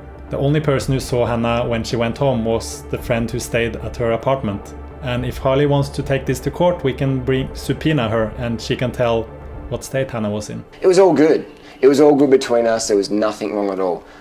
But this whole Dr. Evil thing come out, and this person thought, man, I might sell an extra 2 or 3 ebooks. Might get extra couple of 100 subscribers. Once again, she removed her ebook and left YouTube. If this was Hannah's goal, she could have made many response videos and have this back and forth thing that Harley wanted to have. And research shows this kind of coverage rots our brains. When we watch these kinds of he said, she said debates, we're less likely to think that we can figure out the truth. We get disillusioned, our brains check out. The mere repetition of rumors and falsehoods makes audiences more likely to see those things as credible. Kicking someone while they're down, spitting in the face of Freely, essentially, metaphorically. Spitting in Freely's face after all Freely has done for you. So Hannah is the one who spat Freely in the face. Yet who was it that targeted multiple young females in the community right after he had broken up with Freely? What was it this person told Freely just a few weeks before the breakup again? Oh, this is it. I can't imagine my life without her. Talk about spitting someone in the face. And what is it that Freely has ever done for Hannah? And all the hard work Freely's, she's in Chiang Mai. You're sitting on your lazy ass.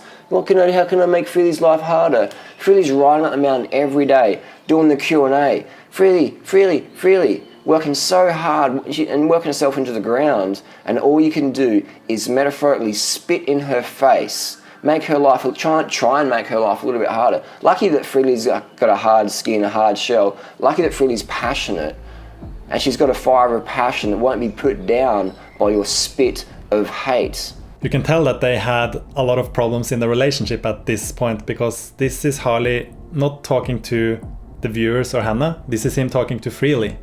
So he can say later, oh, look at how I supported you and blah, blah, blah, blah, blah, and now you owe me, because that's how his brain works. So all you people out there, this girl included, just look in the mirror. You're not real vegans. All your videos are about attacking other vegans. Here he's projecting again. I've shown hours and hours of evidence of him attacking other vegans. And we have to defend ourselves. Narcissistic abuse strategies, gaslighting, controlling a narrative, altering a narrative, assaulting someone and then crying out in pain as though it was them that had assaulted you, victimizing yourself. You, the threat, who knows who they really are, who can expose them, who calls them out, they have everything to gain by making you look bad. And because they're covert narcissists, they don't do anything direct. There's no direct aggression, there's no direct confrontation. It's passive aggressive reactions. The retaliation is manipulative,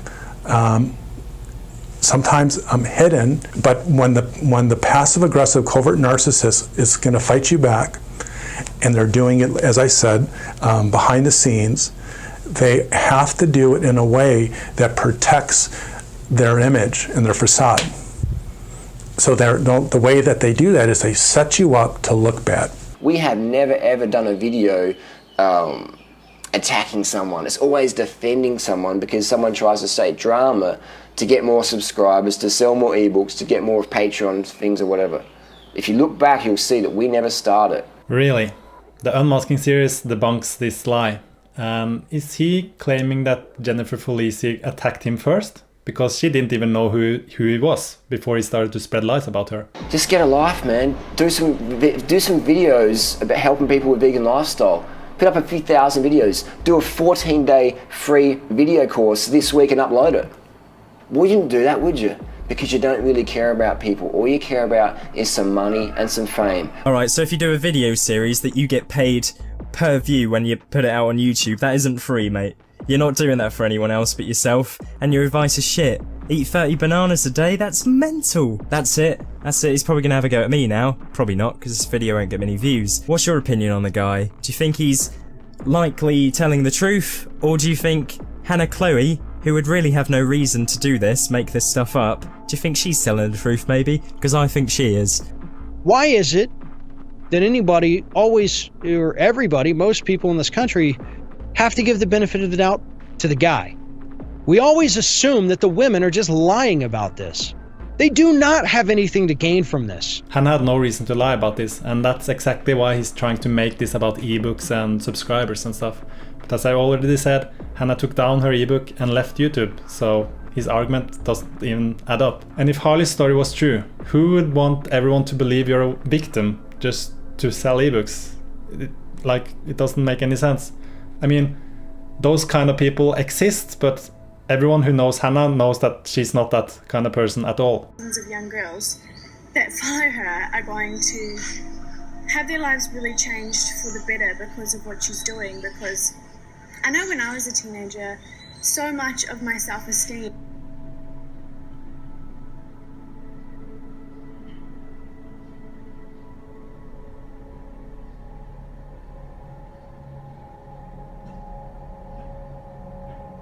So this was the third video Harley made in response to Hannah's video, and I want you to take note of the date. This was the day before the assault. So Harley has to take a joke among friends, joking about the heat rash being a hickey, and lie about the dates and use this as some kind of evidence instead of showing all the messages he supposedly have. And even though he didn't say anything in the video, he made Tumblr posts like this, claiming that this was a hickey the day after, and posts like this where he claimed Hannah proudly sported a hickey the next day. He also claims that he knows what Hannah did and didn't tell me. He knows nothing about our relationship, he's just making this up. He's also claiming that Hannah kept sexting him for ages, but he failed to provide any of this evidence, even after he has claimed several times that he has stored all the messages. Here's another one saying the same thing, bringing up the supposed hickey, bringing up the supposed sexual messages. Here's another one he posted just recently. It's obvious that he asked this question himself, claiming that Hannah was extremely promiscuous a couple of years ago, claiming that everyone in Chiang Mai knows this. And let me remind you, this is almost 2 years after Hannah made a 10-minute video. I have a document that is 500 pages long now of him saying stuff like this. He has no hatred towards her though. I'll post a link to the document in the description below so you can see for yourself how psycho this person is. Anyway, so here he says, the funniest was when she posted that video in Chiang Mai with the hickey and she told Hebo that it was a heat rash from her work uniform, lol. Then he claims 1. She never wore a uniform. 2. She didn't have a job that required a uniform. 3. It was a fucking hickey from one of the many lads who had a go. Just pure bullshit, constantly trying to publicly humiliate and shame her. Now if Hannah never wore a uniform and she didn't have a job that required a uniform, how does he explain this Facebook post posted September 18, 2015? This is a drawing by one of Hannah's students of Hannah in her uniform. Interesting. And look at that, the drawing resembles this photo of Hannah in her uniform. And here's further proof that Hannah had a job that required a uniform. You can pause the video and read it if you want. Now if Harley was telling the truth, why does he have to lie so much about the situation? Welcome to a video just quickly talking about some allegations, clearing up. If you don't want any more drama, click down below, there's a link down below for my cycling channel, Durham Rider Cycling Tips. Let's just wrap this one up. Hannah is accusing me of a lot of things. So here you can see he's lying about the dates. He's claiming it was around 25th or 26th of October, but we know it was 28th of October. Now he's also suddenly saying her name. And this was after he had forced Hannah to say publicly that she wasn't raped. So now he feels like he's back in control again. So now he can say her name. I'm just unsure because in end of October, when we had consensual adult sex, the end of October 2015, if she was so offended, why on December 20th would she put me in a video? I'm not sure. Why is that? Yeah, why is that? He knows exactly why. The cluster B personality disorders, narcissism, histrionic, antisocial personality disorder and borderline personality disorders, are marked by a codependent neurotic need to feed off the reactions of other people.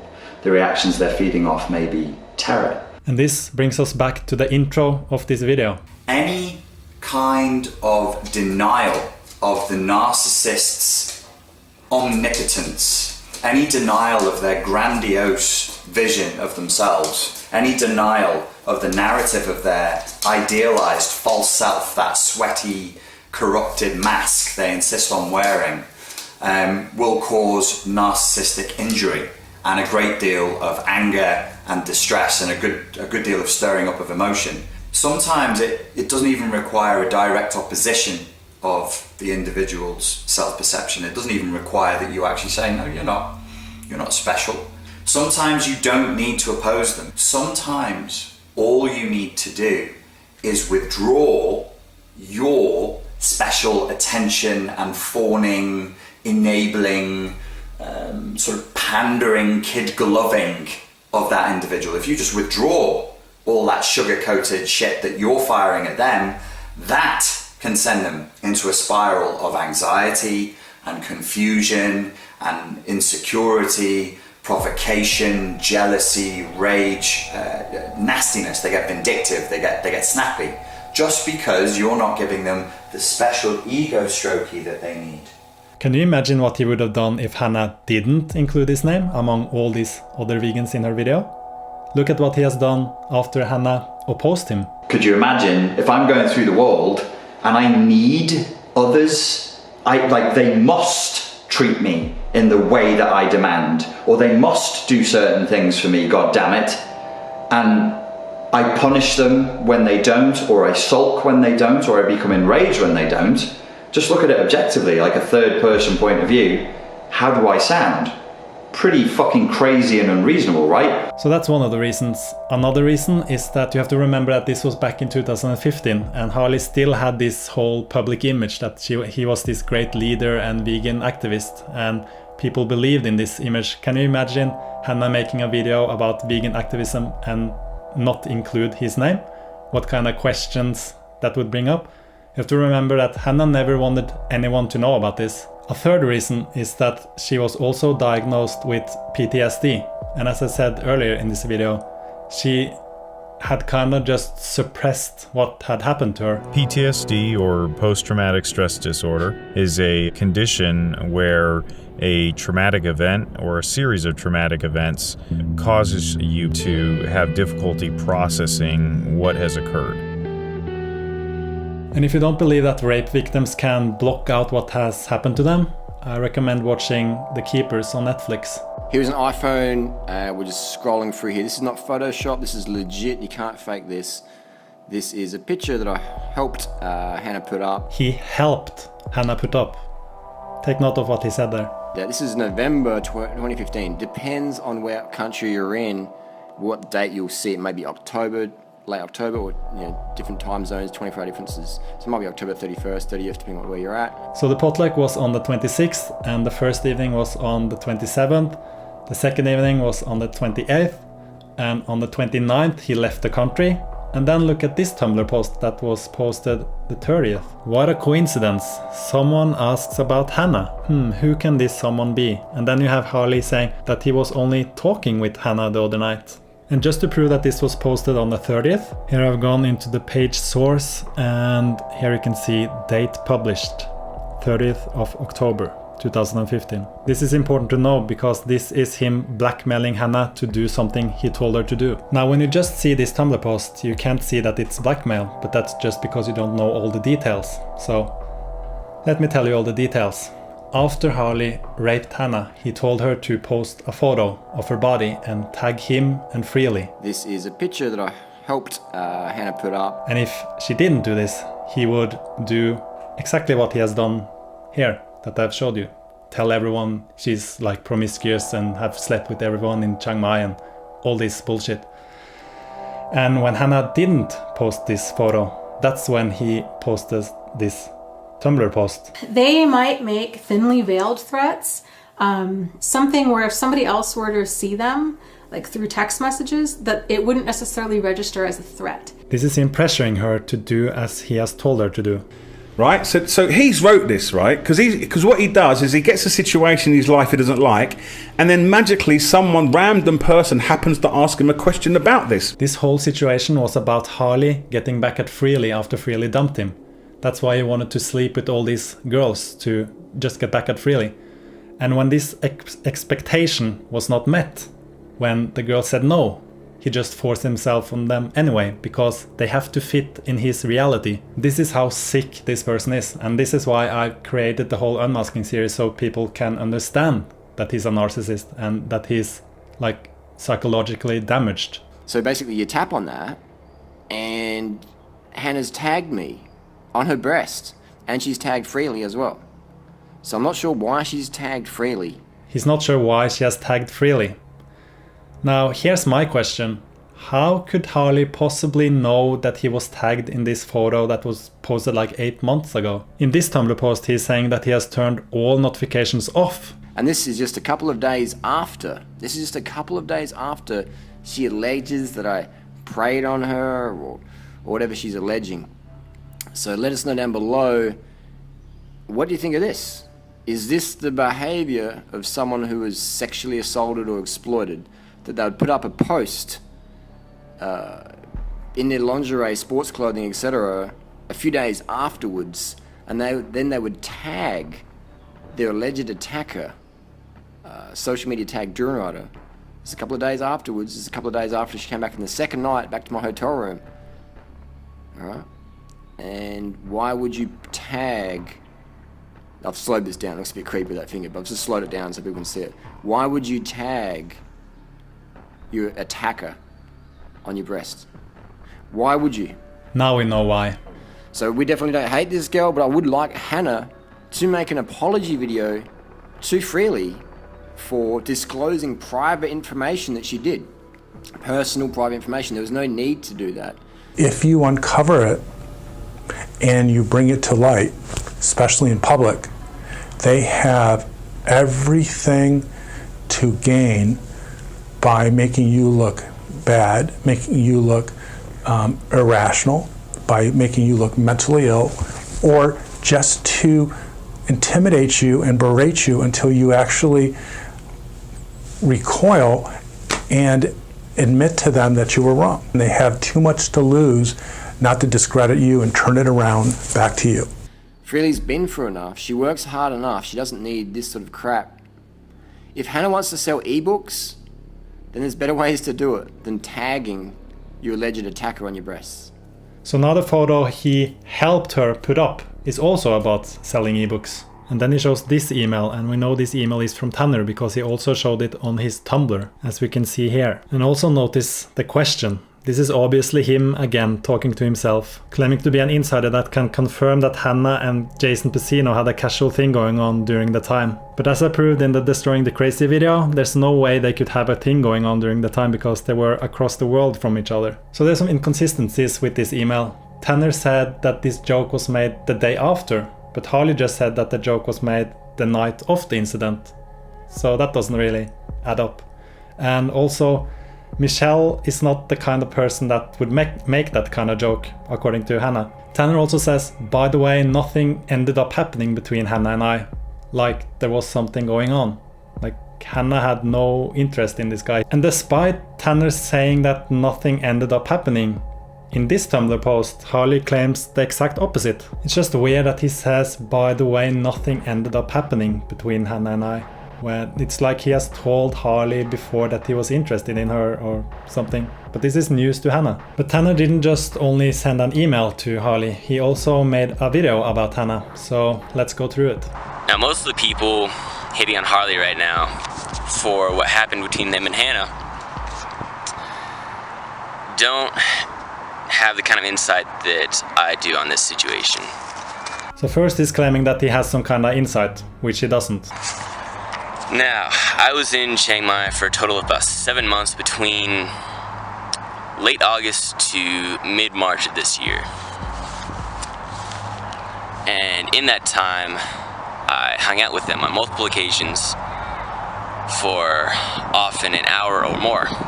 So he's being vague and saying that he hung out with them on multiple occasions. So it makes it seem like he and Hannah and Harley hung out, which they never did. They may have been in like the same place at the same time, like at the potluck, but they were never hanging out with each other. And I was actually living in the same apartment building as Hannah was throughout that entire time. It was the Bon Lana Boutique.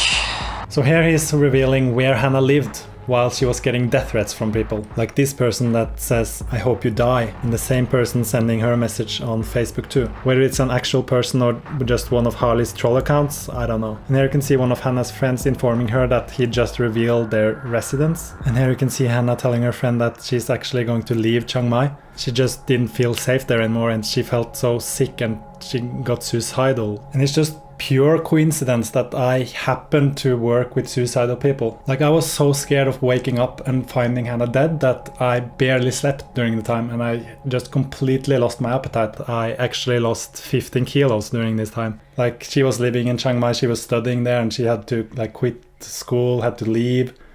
And if I didn't have this experience, the outcome of this whole situation could have been disastrous. In a video that Harley recently made about this, he talked about the guy that emailed him with a joke that somebody made that I saw, and that was me. I sent him that email.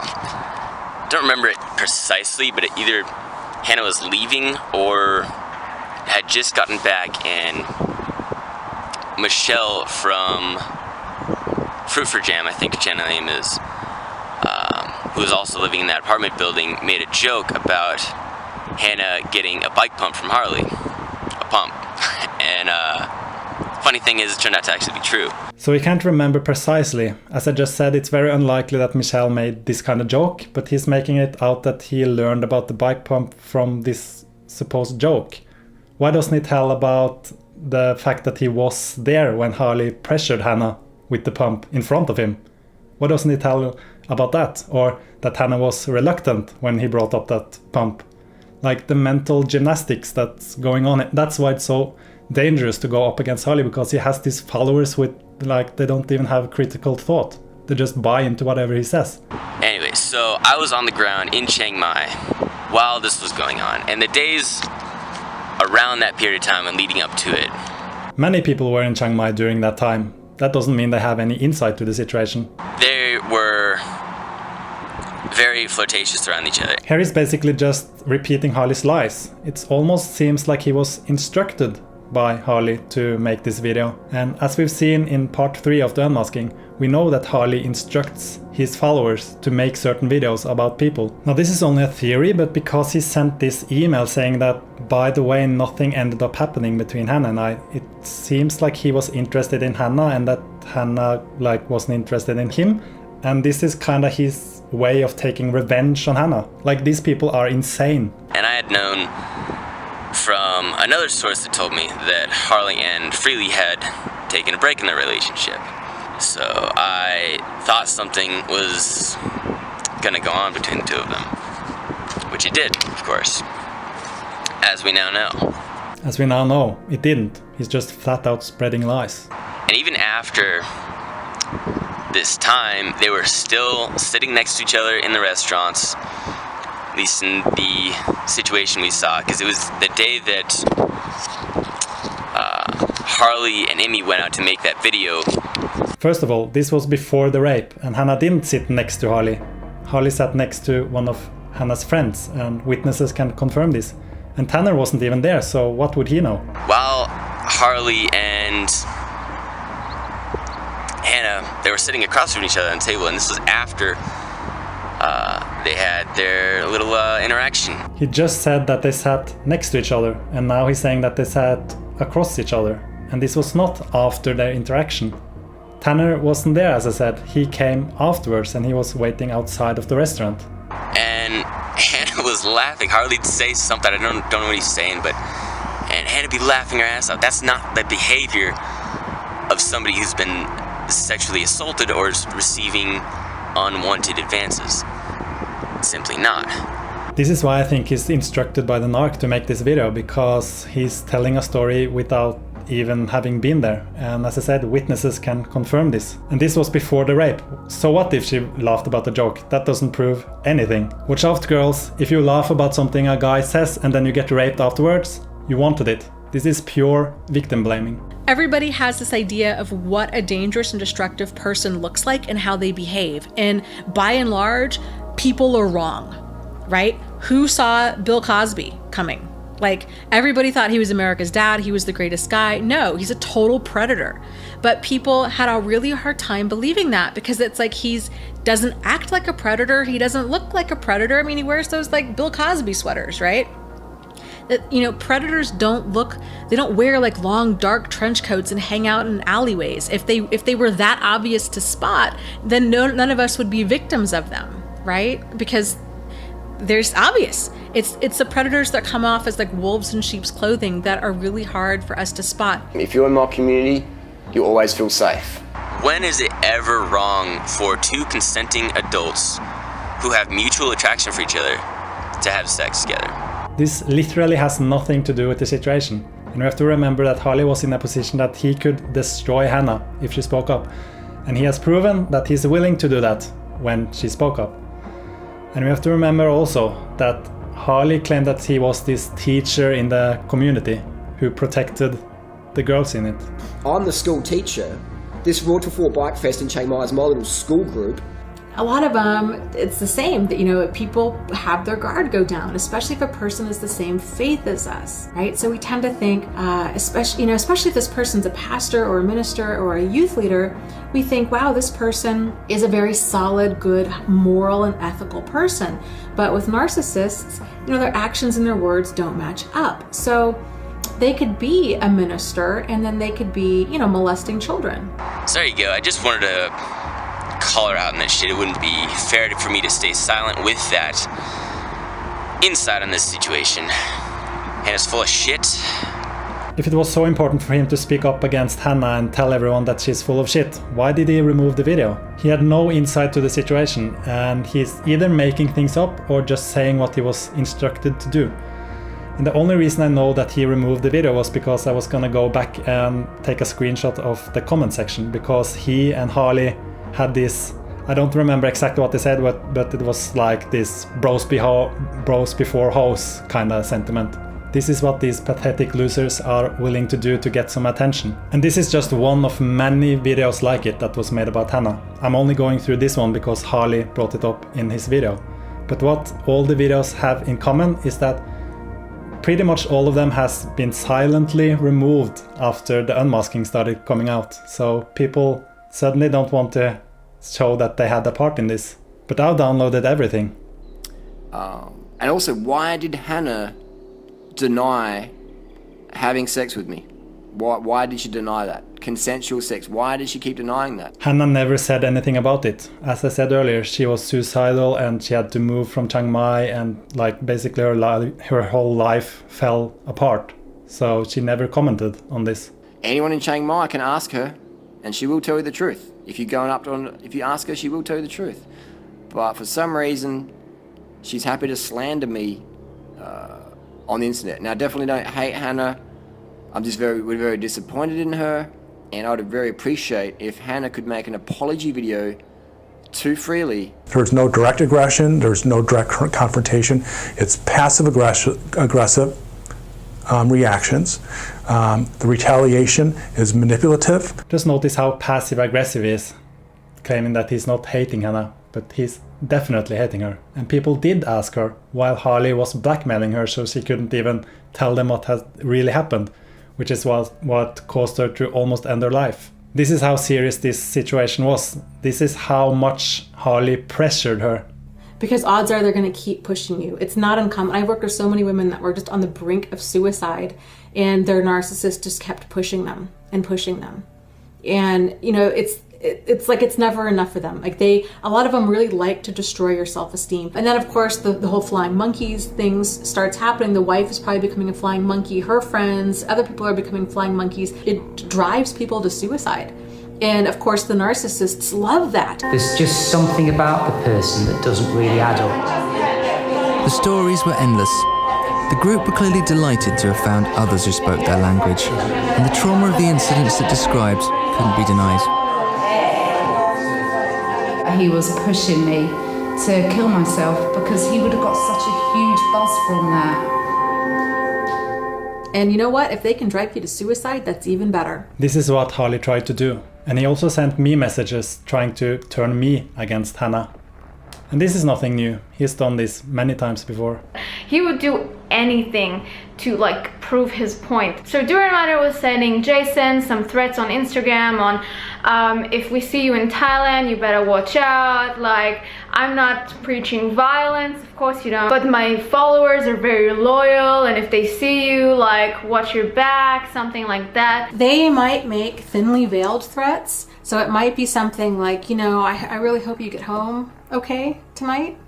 There's a whole document actually on the internet if you Google the truth about Duran Rider or something like that. But you can see a lot of repeating patterns in what's been said there and things that I have experienced myself and saw from other people. Psychopaths, sociopaths, narcissists, never going to be normal. Never. Never, never, never, never. They do not change. They do not get better. They get worse with age. The narcissist does not view targets, no matter who they are, as people. You've got to get this through your head, guys. They view the targets of abuse, whether that is a child, a pet, a spouse, a friend, whatever, because remember, there is no there, as an object. That is it. That is it. We are not people to them. We are not real feeling human beings. They cannot relate to us or to animals as sentient beings because they don't have that emotion cog there. There is no there. I cannot say that enough. And that is what makes them dangerous. And so when you are dealing with a sexual predator, they never want you to forget them. It's an ego thing. It's absolutely an ego thing. And it will color your sexual encounters from there on out until you get that handled and dealt with and worked through and put the anger and the shame back onto the abuser. So that's why they do that, is because they want you to never forget them. That's one of the best ways to keep them up here forever. It's evil. To understand malignant narcissists, you have to understand what is a sociopath, or what is someone with an antisocial personality disorder. Simply, this is a person that has no empathy, who can commit crimes, both white-collar crimes, violence, sexual crimes. And a little bit of choking, she likes that. Any type of crime without having remorse or empathy. They do this as a means to control you from the grave. They do this as a means to continue to have them in your head forever and ever. Amen. And especially with sexuality. Sexuality is hugely important. It is a huge part of our lives. We are human beings. This is part of who we are. This is how we feel. This is how we express love. This is how we express desire. This is how we express ourselves. It's an expression of who we are. And so what better way to never make us ever forget them than to force us into having sex with them. It's messed up, and it happens more often than you would even suspect. And that's what narcissists do, is that they demand absolute obeying to their every whim, their every demand, their every this, their every that.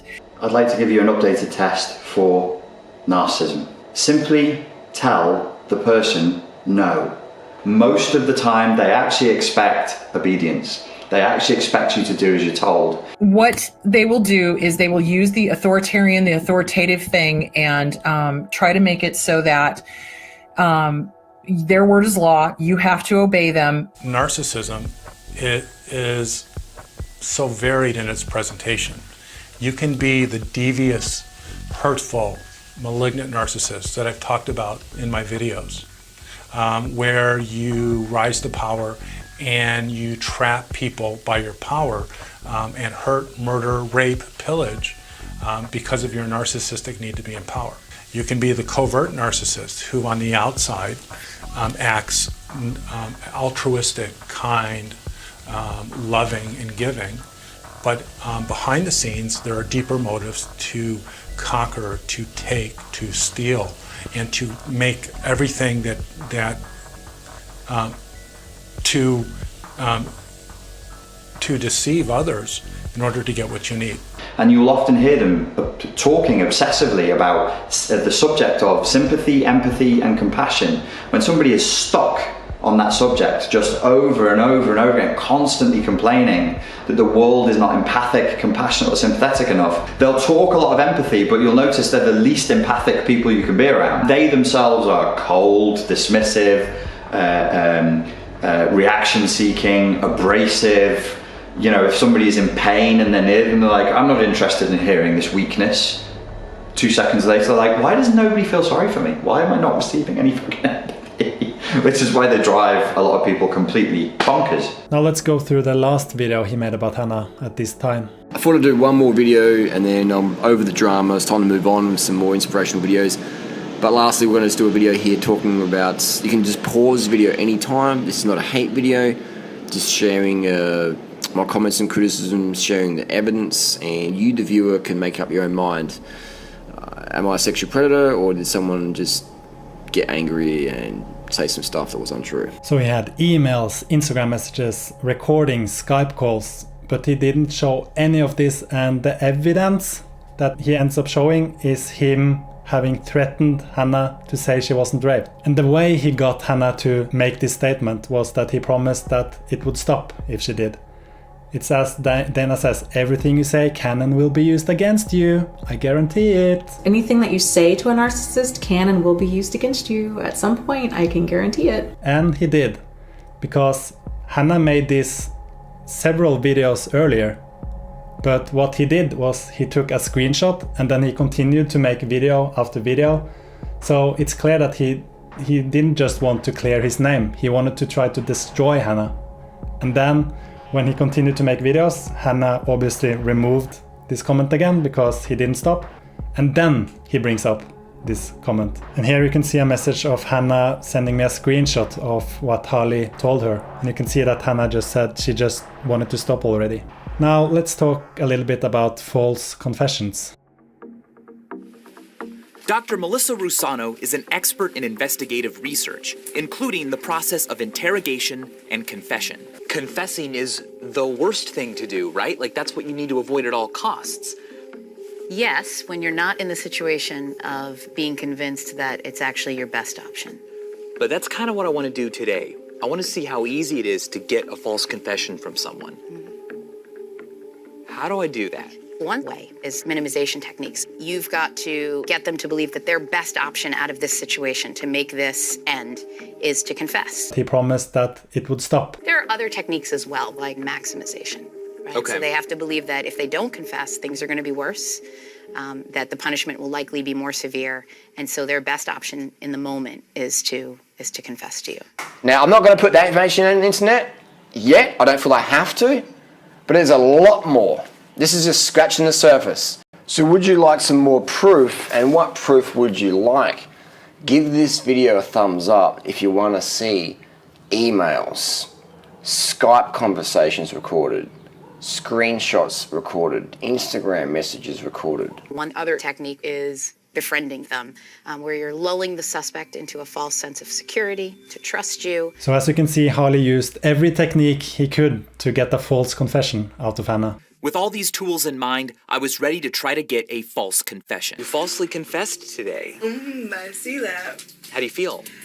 I feel mad at myself because I'm usually the one who, like, just sticks to what, is right. I try to, at least. So what happened today? It was just scary, I guess, because it's an environment I've never been in before, and then just, like, all the pressure.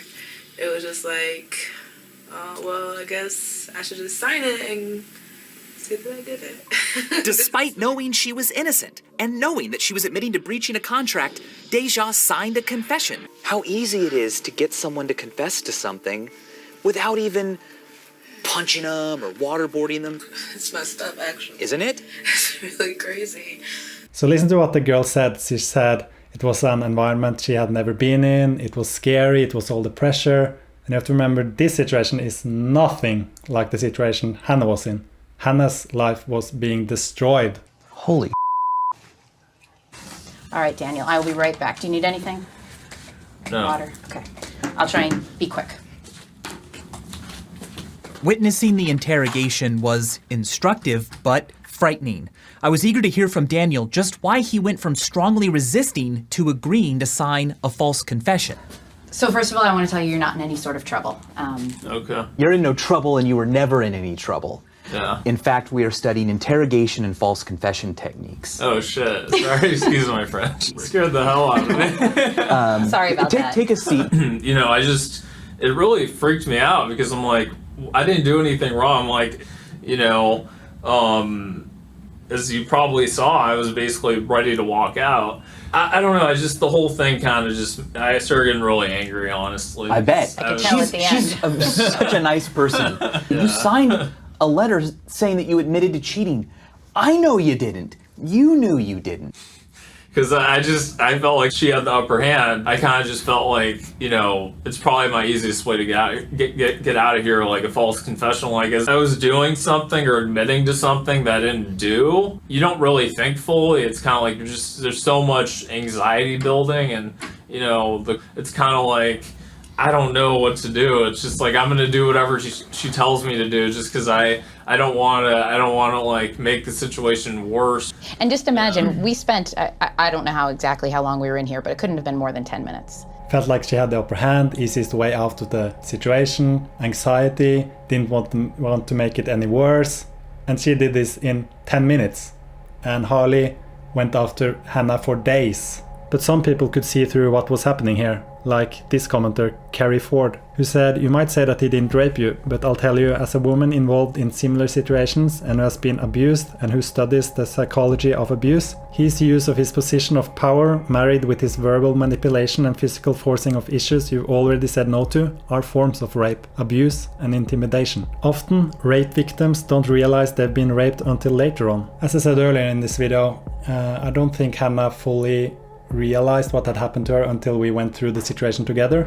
But at this point she did know. It was just that she felt this was the easiest way out, and that's why she said it. She also had people trying to get into her Facebook at this time, and by people I mean one certain person. Again, this is nothing new. However, several people have tried to hack my Facebook account, probably to post that type of thing, take a screenshot and then delete it. I'm pretty sure this was Harley trying to get into Hannah's Facebook so he could post from her account. And he has shown that he's even willing to create fake Facebook accounts to fabricate evidence, as he has done with Freely. Here you can see his Tumblr posting a made-up conversation between the two. Here you can see Freely posting a link to the fake profile. And here you can see the fake profile. It looks like it's Freely's profile, but you can see it only has one friend, Harley. So this is what he's willing to do to make people believe his stories. Actually fabricating fake evidence. The reason I'm showing you this is because it would not surprise me if he did this to Hannah after part 5. As Hannah said, he is willing to do anything to make people believe him. But if we go through the rest of Hannah's message, you can see that she's saying that he's arguing against allegations that have never been made. The video is full of lies, threats, and is completely unjustified.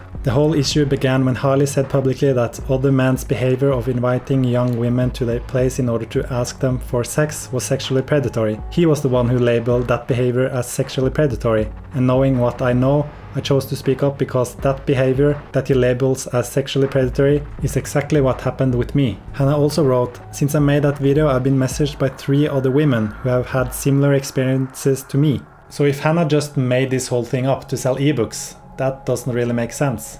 And I'll go through the messages she received later on. Let's have a look. So I got an email from Freely Banana Girl, just to let you know that I didn't Photoshop it, blah, blah, blah, blah. Again, this is all on Freely's account. If you want to put $100,000 on it that I'm lying, we'll put $100,000 on the table. We'll do a live. You can fly over and we'll show it to you on the laptop from Freely's account. So pause the video anytime if we're going too fast for you. Just pause the video anytime if you're going too fast. And again, don't hate this person, disappointed, but this is definitely not hate. This is just more to clear my name, clear the air, so us in the vegan community can decide who was lying, who was being a bit suspect, and who was actually telling the truth. As Freely wanted to get involved in the situation, we're gonna get Freely involved later in this video. Now let's go through the messages between Hannah and Freely. First you can see Freely said she got a strange Tumblr comment. Now, who do you think sent that strange Tumblr comment? As you can see in Hannah's comment, she says this was kept extremely private. And as I said earlier, this situation was all about Harley getting back at Freely. So Hannah tells Freely that something happened, and we know that something happened. And then we can see that Hannah says she's really sorry.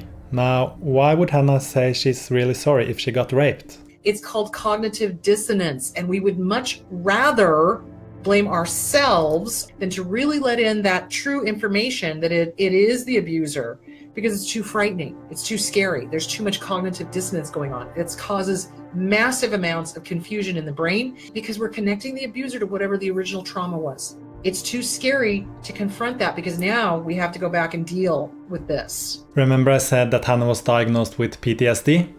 I'm gonna get more into that later, and that's when you're really gonna understand how evil Harley is. But now let's just go through this first.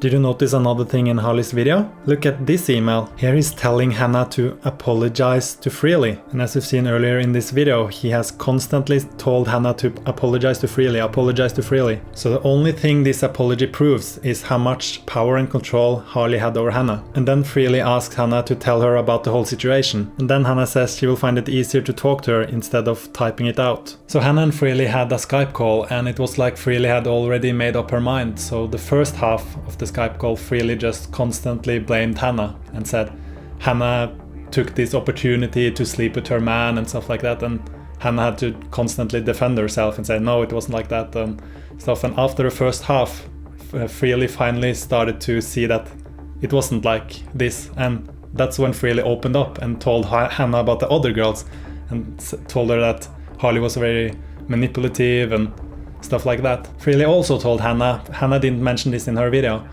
but Freely told Hannah that she had to threaten Harley to call the police on him to get him to listen. Hannah also had 2 friends over during the Skype call that can confirm everything that was said there, and Freely knows this. Now, Harley said he had Skype calls, but there was only one Skype call, and that was the Skype call between Freely and Hannah.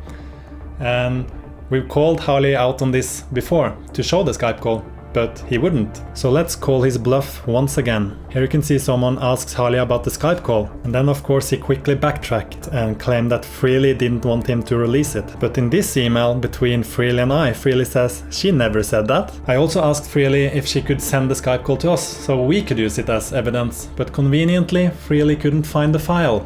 And here you can see a conversation between Hannah and one of the friends that was there, just confirming everything I've said. You can pause and read for yourself if you want. And here you can see the dates the messages were sent. Now, why do you think they won't show the Skype call? Harley used the Skype call as evidence, and now it's time to put the evidence forward. But he won't, will he? So we have an ebook cover. Now, what date is this? I was very happy with the ebook cover. I had no problems with that. There's 28th of October. So this is about a day after, or 2 days afterwards, we had, just about 2 days after we had sex. No, it wasn't. This was the same day before the rape. Now Harley is confirming Hannah's story. We've showed you the screenshots, we now know the dates. Now we can extract some more information out of Harley's video. If we pull this to the left, then it reveals the time the ebook cover was sent, and the time is 10:03. Now if you look at the file on Hannah's computer, it says 10:02. So when Harley sat down next to Hannah and covered his crotch with a cushion, Hannah downloaded the ebook cover from the online editor she used to make the changes, and then sent it straight to Harley. And it was right after that that the assault began. Now Hannah is sporting a large hickey on her neck. So I don't remember doing that. She seems to be pretty proud of the fact that she does have a hickey on the neck the day after she came back to my hotel room. And this video was uploaded 27th, that was the day before the rape. And now suddenly Harley can't remember doing it. He made a big deal out of him making it. Not that that would vindicate him, it's not like a rapist can't make a hickey. So you have to remember he's defending himself against rape allegations, according to himself. So we see that there's comments there from Jason Squidward that there's a hickey, and Hannah jokingly sort of makes a joke of it. Yeah, Hannah joked about something that looked like a hickey. A joke like that have never been made before. I believe it's called sarcasm. That comment has been such deleted, so we went back to the video today. The hickey's still there. The date's still the same, the 27th. That's right, the 27th, the day before the rape. people notice that the hickey comment has been deleted. Which hickey comment? This hickey comment. So if you were sexually preyed on Hannah, then why would you make joke of it the next day by putting up a video with a hickey on your neck? Well, she hadn't been sexually preyed on at that date. This was the day before, as we know. We also know that it wasn't a hickey. I don't even understand what his point is.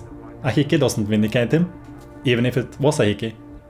And he also says he doesn't even remember doing it, so what's his point? His point is to publicly humiliate Hannah. That's his point. Why would you then do me an ebook cover? The ebook cover was made before the rape. Why would you then continually email me or send me messages on Instagram? Yeah, why would she? Look at what he's doing when she stopped playing along with his sick games.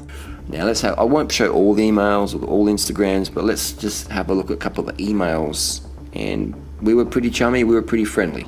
This is sort of not the conversations you'd have with someone who's raped you or sexually assaulted you, would you? Really? You wouldn't play along with someone's sick games if you knew that the person would try to destroy your life if you didn't? And as Harley proves himself, he is willing to try to destroy you if you don't do as he wants. Look at all the videos I made. I showed you the lengths Harley has gone to try to make me fall in line. He has doxed my mom, he has contacted my teenage sister, he's contacted old friends of mine, he's sent death threats, he's threatened me with lawsuits. And they force you to be what they need you to be. So if I'm the narcissist and I'm talking to you, your personal history, your likes, your needs, your wants, your hopes, your dreams, your vulnerabilities, your emotions, they don't mean anything because you're just a prop on the stage of my play. And if you ever infringe on my awesomeness, then I'm going to come after you and I'm going to punish you. If you infringe on my awesomeness or if you challenge me, that's called narcissistic injury. When I move to punish you and my punishment is disproportionate to your crimes, such as they were, such as they were not, they were never crimes. It is not a crime to challenge another human being for acting like a dickhead. And my rage is disproportionate, my punishment is disproportionate, that's called narcissistic rage. Harley had gotten himself in a position where he could literally destroy people. And as he has proven himself, he is willing to try to destroy people if they don't do as he wants. That's exactly what he did when Hannah stopped playing along with his sick games. And now he's trying to use this as proof that he forced her to act the way he wanted, to pretend like everything was fine. I'm going to stop talking now, and you can pause the video anytime. So he shows a bunch of emails that don't prove anything. Why won't he show the other emails? The ones where Hannah supposedly complimented him about the sex and that she was flirting and sexting him and all this. Why won't he show that? Here you can see that he's telling me that he has these emails. Show them. Here's another email he sent, bringing up emails, audio recordings and personal messages. Show them. It's just talk, talk, talk. His bluff has been called. He even claims that he has a recording of Hannah saying she has boob implants. Now, as I've said before, Hannah has never had any kind of plastic surgery, so this recording is sure gonna be interesting to listen to. Here's another one where he claims he has audio and email proof. And as I proved before, he's willing to make fake accounts to get people to believe his lies. Here's a comment that was left on a re-upload of Hannah's video, and an account that appears to be Hannah say, "I can't believe how stupid I was to make such a video. I'm sorry to all my viewers and supporters whom I've let down." But then you can see Hannah's actual account replying underneath, saying, "The above account you replied to isn't me." If you hover over the name, you can see that this isn't Hannah's real account. You know, taking it out of context and like we're doing it as like grooming girls, whatever. If you want to say that shit, then show me the receipts. I think he just gave me permission to show the receipts.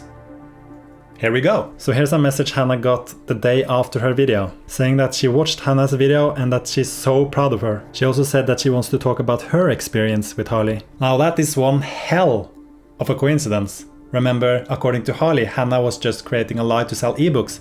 So how does this message fit into Harley's story?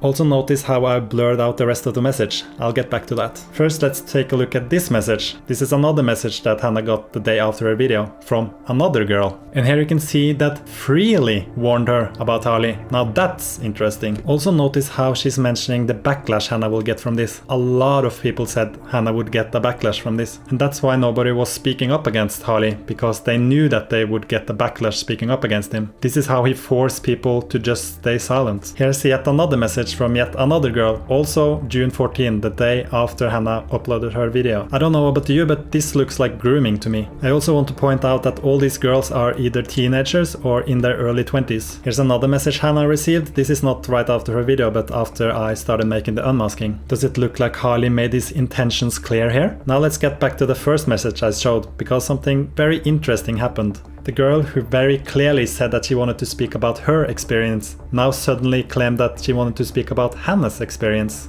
But then at the same time saying, oh, if you're not comfortable, I totally understand, so she doesn't really seem that interested anymore. So what happened there? It's almost like someone threatened her to stay silent. Then Harley commented on one of my Facebook posts telling me that I should message him, which I didn't. Then he sent me a friend request that I didn't accept. Then he sent me a bunch of messages suggesting that we should meet up so he can tell me the whole story. Obviously he didn't think I already knew. Now here comes the interesting part. He says, I've been in contact with the 3 other girls I had sex with in that time. So here he's actually confirming what Hannah said in her video. Interesting. And then he says, only one of them spoke with Hannah, and just out of curiosity. Now how would he know what this girl spoke to Hannah about in a private message? It's almost like he told her what to tell Hannah and is now repeating it to me. Then he says that he's talking to them regularly, so therefore they weren't abused, but he's also saying that he has screenshots and recordings. I'm sure that will be brought up as soon as they stop talking to him. And here you can see my reply. Does it seem like I have any doubt about the situation? And because Harley has a tendency to accuse others of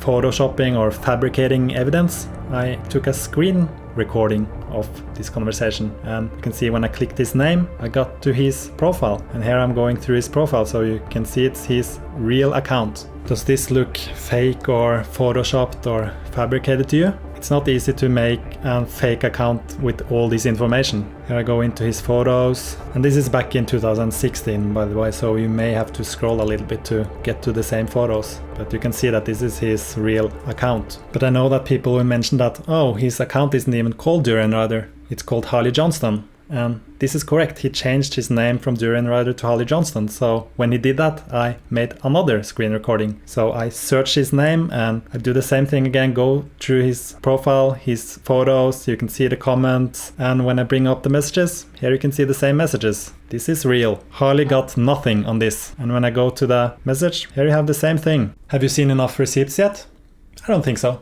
Let's continue. Now when I uploaded part 3 of the unmasking, I got an interesting comment from Lilikoi Hawaii, and she told me about the conversation she had had with Harley via Instagram. So she sent me an email with screenshots of the whole conversation. Now we don't have time to go through the whole conversation, but I want to focus on this screenshot. Here's Harley telling Lily about a girl that was molested by her father. Now let me tell you this, the age difference between Harley and this girl is about the same age difference between me and my dad. So Harley could have been this girl's dad. That's just me, man. Just me being Daddy Durian Rider. And here he's bragging about sleeping with her and restoring her faith in men. The magic thinking goes along with the whole sexual abuse as well, because in their mind they've justified it. So magic thinking, they justify what they're doing, and in their mind, if they say it's true, which is crazy. So, you know, but in their mind, it's like, well, if I say it, then it's true. Yeah, it's magic thinking. It's totally magic thinking. They absolutely know when they're lying, and they choose to believe their own lies. Now, do you remember the first message I showed? The girl that wanted to talk with Hannah about her experience, but then suddenly backtracked and said she wanted to only talk about Hannah's experience? When I uploaded Josie's video, she commented on that video, so Hannah contacted her again, as you can see in this message.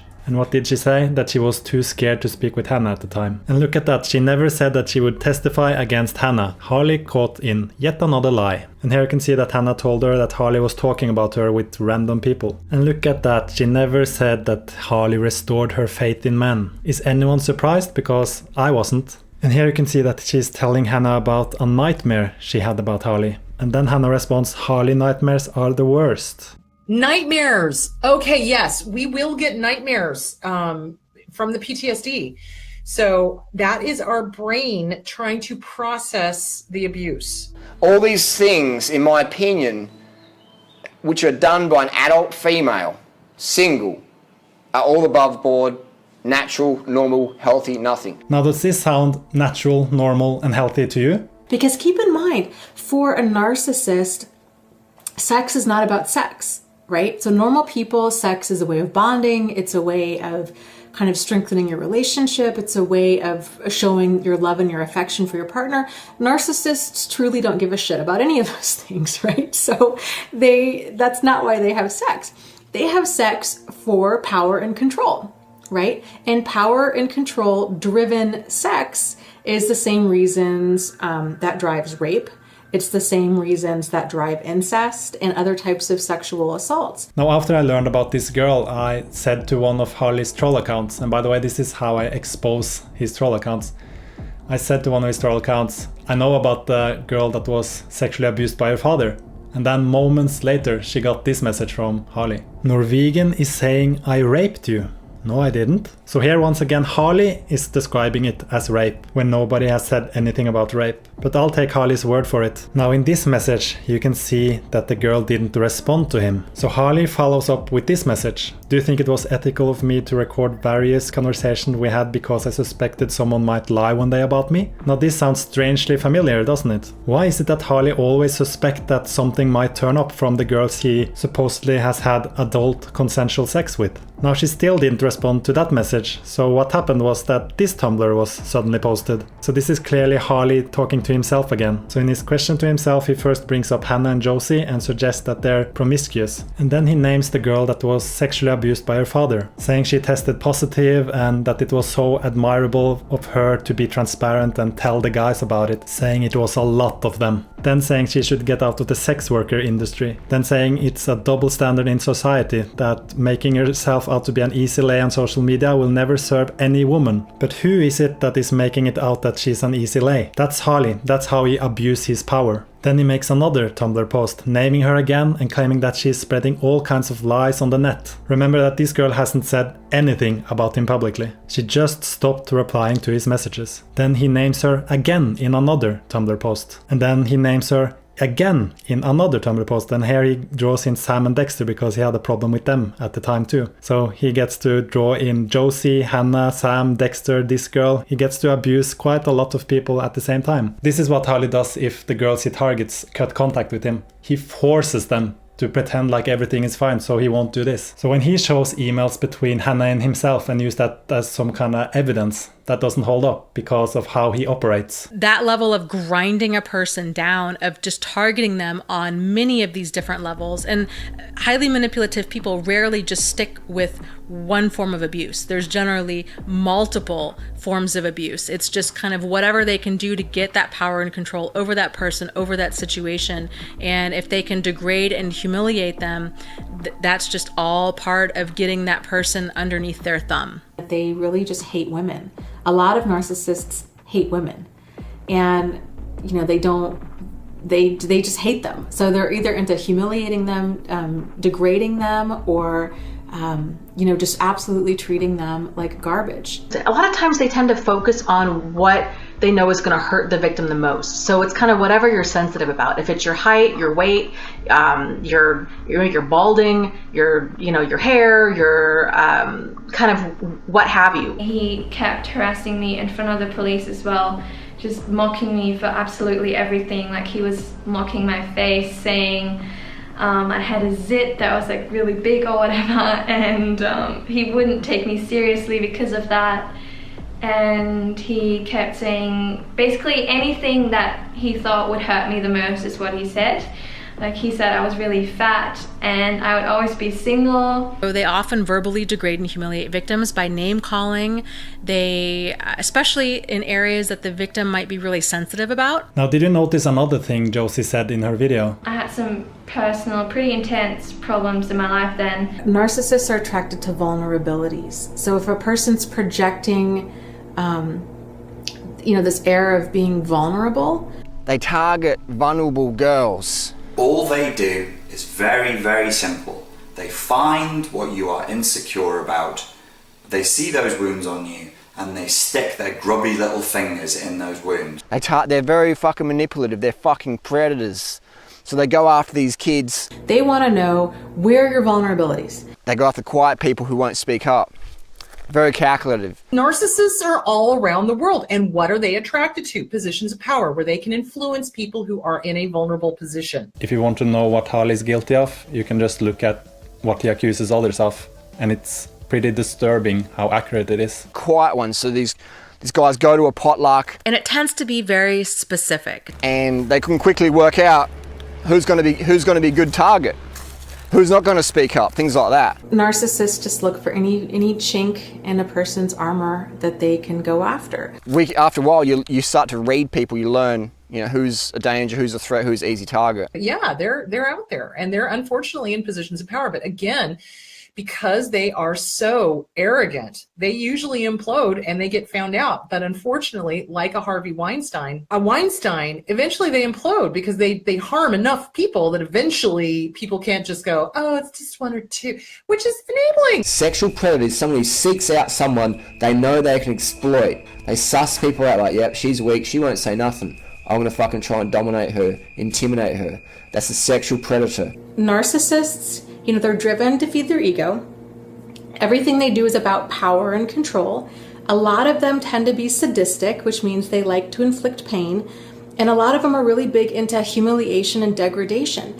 This girl comes from a culture where they're sort of quiet and don't rock the boat.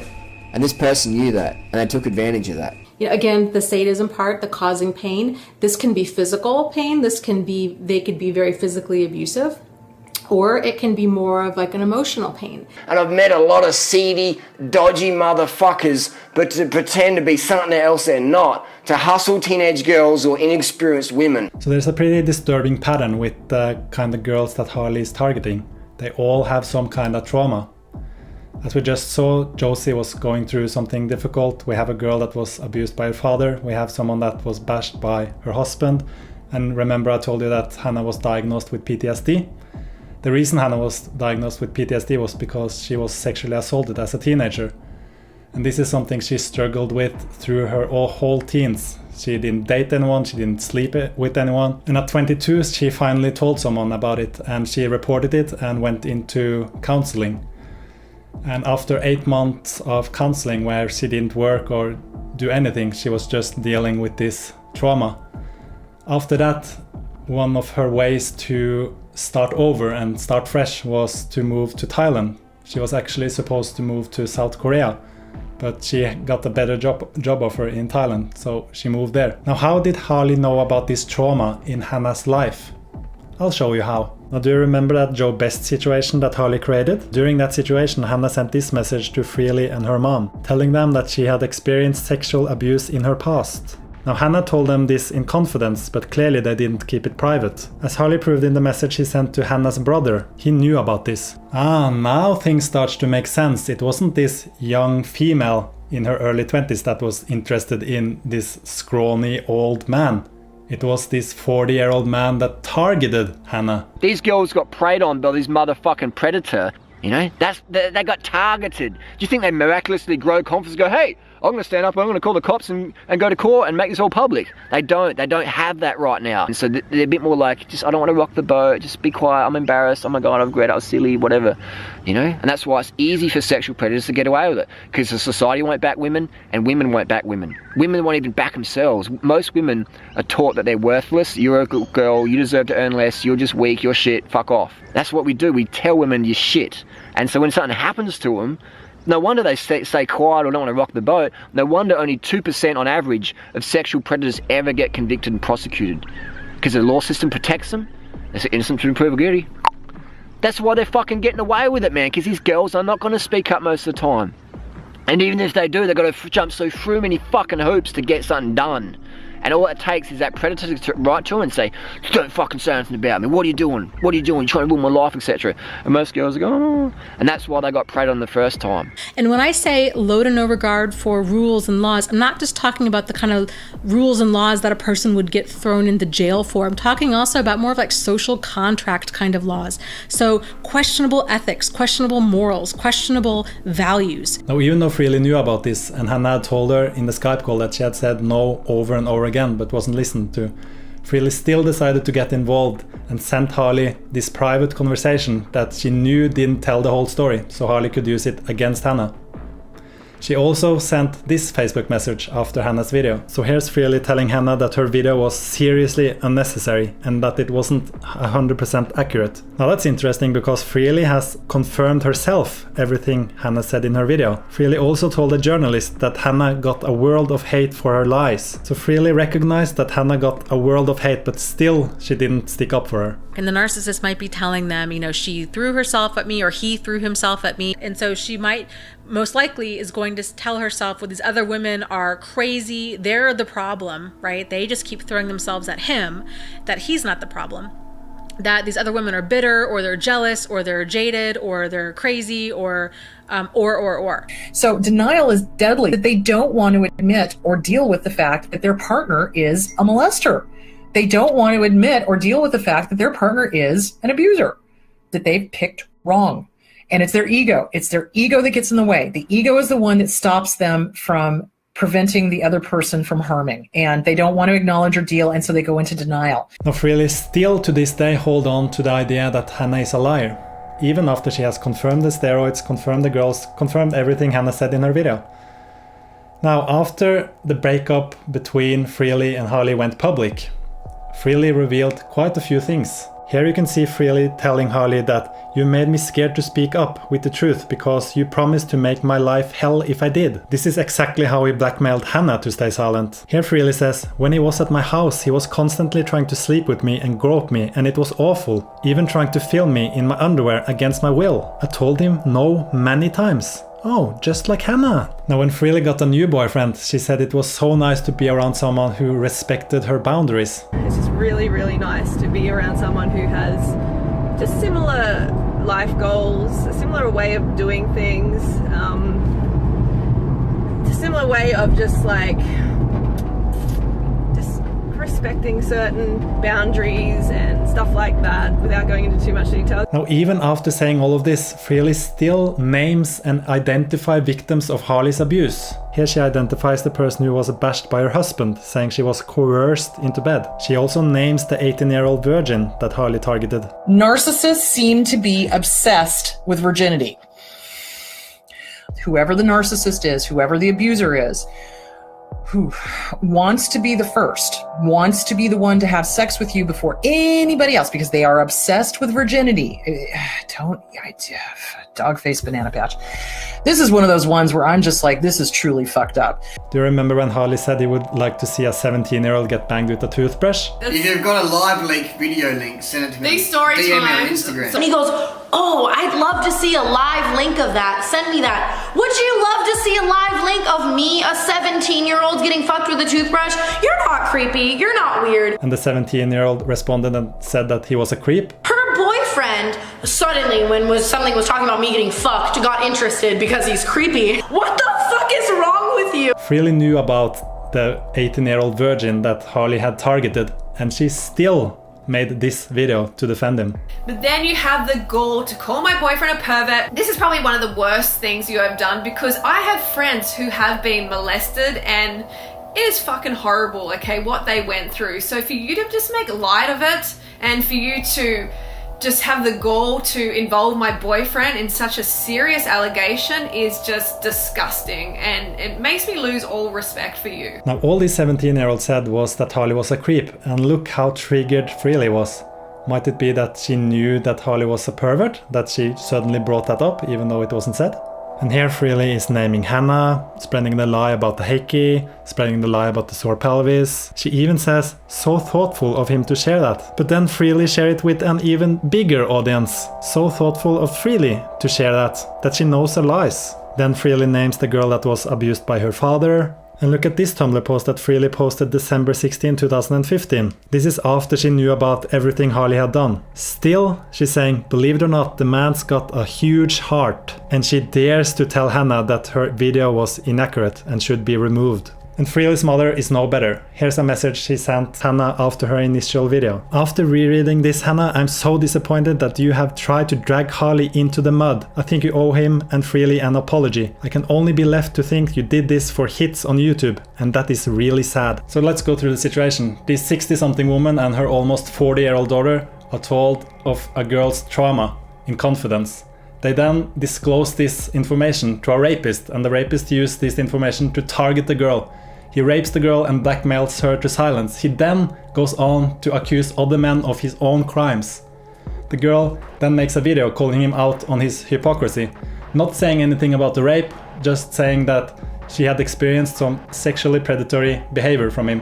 What he described as sexually predatory behavior. The behavior of luring girls half his age to his hotel room in order to ask them for sex. The rapist then makes video after video after video trying to convince everyone of this disgusting slanderous story. The 60-something woman then contacts the girl and tells the girl that she is disappointed in her. The only reason she was targeted in the first place was because she disclosed private information to a rapist. And I know people will say, oh, she didn't know that he was a rapist. But even if she bought into Harley's story, this is a 40-year-old man making video after video about a girl half his age and saying things about sore pelvis and just other disgusting stuff while he's with her almost 40-year-old daughter. On top of that, she makes the extremely insulting statement saying that she thinks the girl made the video just for YouTube hits. She's not telling this to the 40-year-old man that makes video after video after video. No, she tells it to the girl that made one video and then left YouTube. You know the really sad part though? That this 60-something woman cheated on her boyfriend multiple times. What's that? That's not true, you say? Well, if we're first gonna take Harley's words as truth, then it goes both ways. And by the way, why would Freely's mom contact Hannah if Freely and Harley had broken up? It's clear that they were still together at this point. And when they did break up shortly after, they kept it secret to not give Hannah's video any credibility. And then 4 months later, when it came out, they claimed that they had broken up before Hannah's video. It's just another crack in Harley's story. If Hannah was the liar, why would her relationship last while his relationship ended? And Freely was in on this. She helped the narc keep the breakup secret, and she didn't only stay silent and watch Hannah getting destroyed. She actually helped Harley destroy Hannah. And now she's making videos like this. Because I want to empower you girls. As I do not support the exploitation and oppression of my fellow sisters. Why are you projecting on Freely what Don-Balsa does? Well, let me tell you why. Freely is his biggest supporter. She has been supporting him from day one, and she has helped him get his fame that he has now. Like, he would never be as popular as he is without being Freely's boyfriend, especially with the quality of his videos. Like, he would never rise to fame like he did without being with Freely. And as someone who has such a big following, and as someone who uses the fact that others have a big following and they should be socially responsible in her message, I kind of feel like she's a bit hypocritical because she has a big platform and a big following. And so if anyone knows him, I know him, okay? And I like to think of myself as someone who is a good judge of character, who is carved up, who is rational. So when I say someone is a good person, they're a fucking good person. His heart is so fucking huge, and there's channels that will hate on him and shit like that. But at the end of the day, the guy has the heart of someone I have never met in my life. Honestly, the most giving person I've ever met in my life. And I was thinking about something in bed, which I think about quite often, and that's where the people who continue to eat meat and dairy, even though they know the impact of their diet choices on the planet, on the animals, they've watched Earthlings, they know the facts, they've been educated, but they choose to continue eating animal products, whether they actually deserve to continue living. How about this? What if someone knows the facts, they know their boyfriend is targeting and abusing girls half his age, but they choose to continue to support him? Whether they actually deserve to continue living. The slaughterhouses still exist. The fur farms still fucking exist. They are still there regardless of you turning a blind eye to them. And the abuse still continues regardless of you turning a blind eye to it. And we need to bring attention to it to make a positive change. I agree, but the only time Freely drew attention to it was when it directly benefited her. You know, like just looking for excuses. No, you should not have that option. You just gotta step the fuck up, or you really don't deserve to live on this planet. Stop ignoring the facts that are slapping you in the face. That's all you need to do. We need that. We just need people speaking up. That is what we need, most importantly. Just do fucking something. Put some videos out. And, you know, have a purpose greater than your ego. That's all I really have to say. Now, do Freely have a purpose greater than her ego when she denies Hannah's story but at the same time believes Josie? It's incredibly convenient for her because Hannah's story made her look bad because she knew, but still made all these videos about how Harley was so great and had a big heart and all that. But Josie's story, that was after Freely's time, so that doesn't make her look bad anymore. Incredibly convenient. And on the topic of having a purpose greater than the ego, look what Josie said about Freely. She was so over the top kind to me in June, but never talked to me again after I made the video. I feel like she just wanted to get me to make the vid because she hates the narc. She might have never cared about me that much, I feel. Do you realize how dangerous that is? To encourage a teenage girl to make a video standing up against Harley when she know the kind of retaliation Harley has for that kind of thing? And then to just completely cut Josie out after her video? And I think Freely has known for a long time. Look at this video posted back in 2014. Their body language speaks volumes. So have you been cheated on in the past? Have I? Yeah. Well, I don't think my personal relationships really the short shares of the planet. Oh, come on. In case you're asking. Yeah, definitely. Yeah. And how did that make you feel? Oh. I had mixed emotions. Listen to the way Freely says it. How would that make you feel? It's something about the way she says it. And also look at how Harley is kind of protecting himself. I think Freely is confronting him about something in front of the camera. And we know that Harley is acting differently on front of camera than off camera. So it's kind of a safer way to confront him. What's wrong, Harley? What's wrong? Did you just take my glasses off and throw me off the bike? No, did he? Oh, maybe you did. Why would I jump off the bike with Harley? I don't want anything to do with him. Huh? Oh, now he's on the camera. Now he's different. Yeah. Now he's different. The different Harley's out.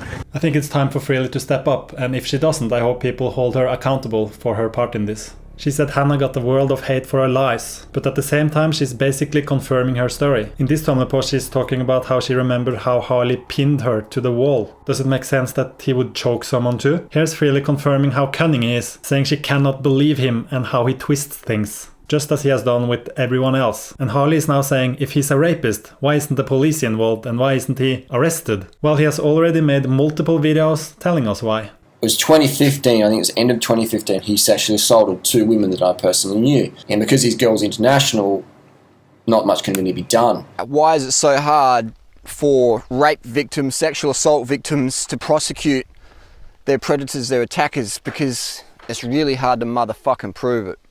It's really hard to prove it. Unless it's on camera, unless there's witnesses, but then again, it's their word against mine.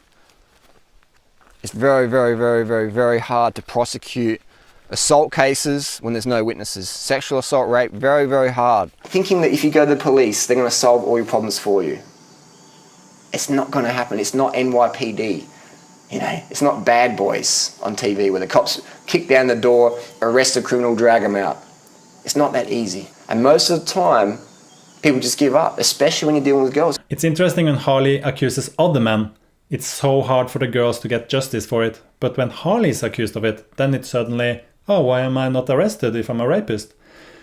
And it doesn't take very much logic thinking if you see this guy constantly talking about rape and sexual assault and how rapists operate, and he's constantly talking about it. This is not normal. And at the same time, he has multiple girls coming forward about him. Is it really so hard to believe that Harley is a rapist?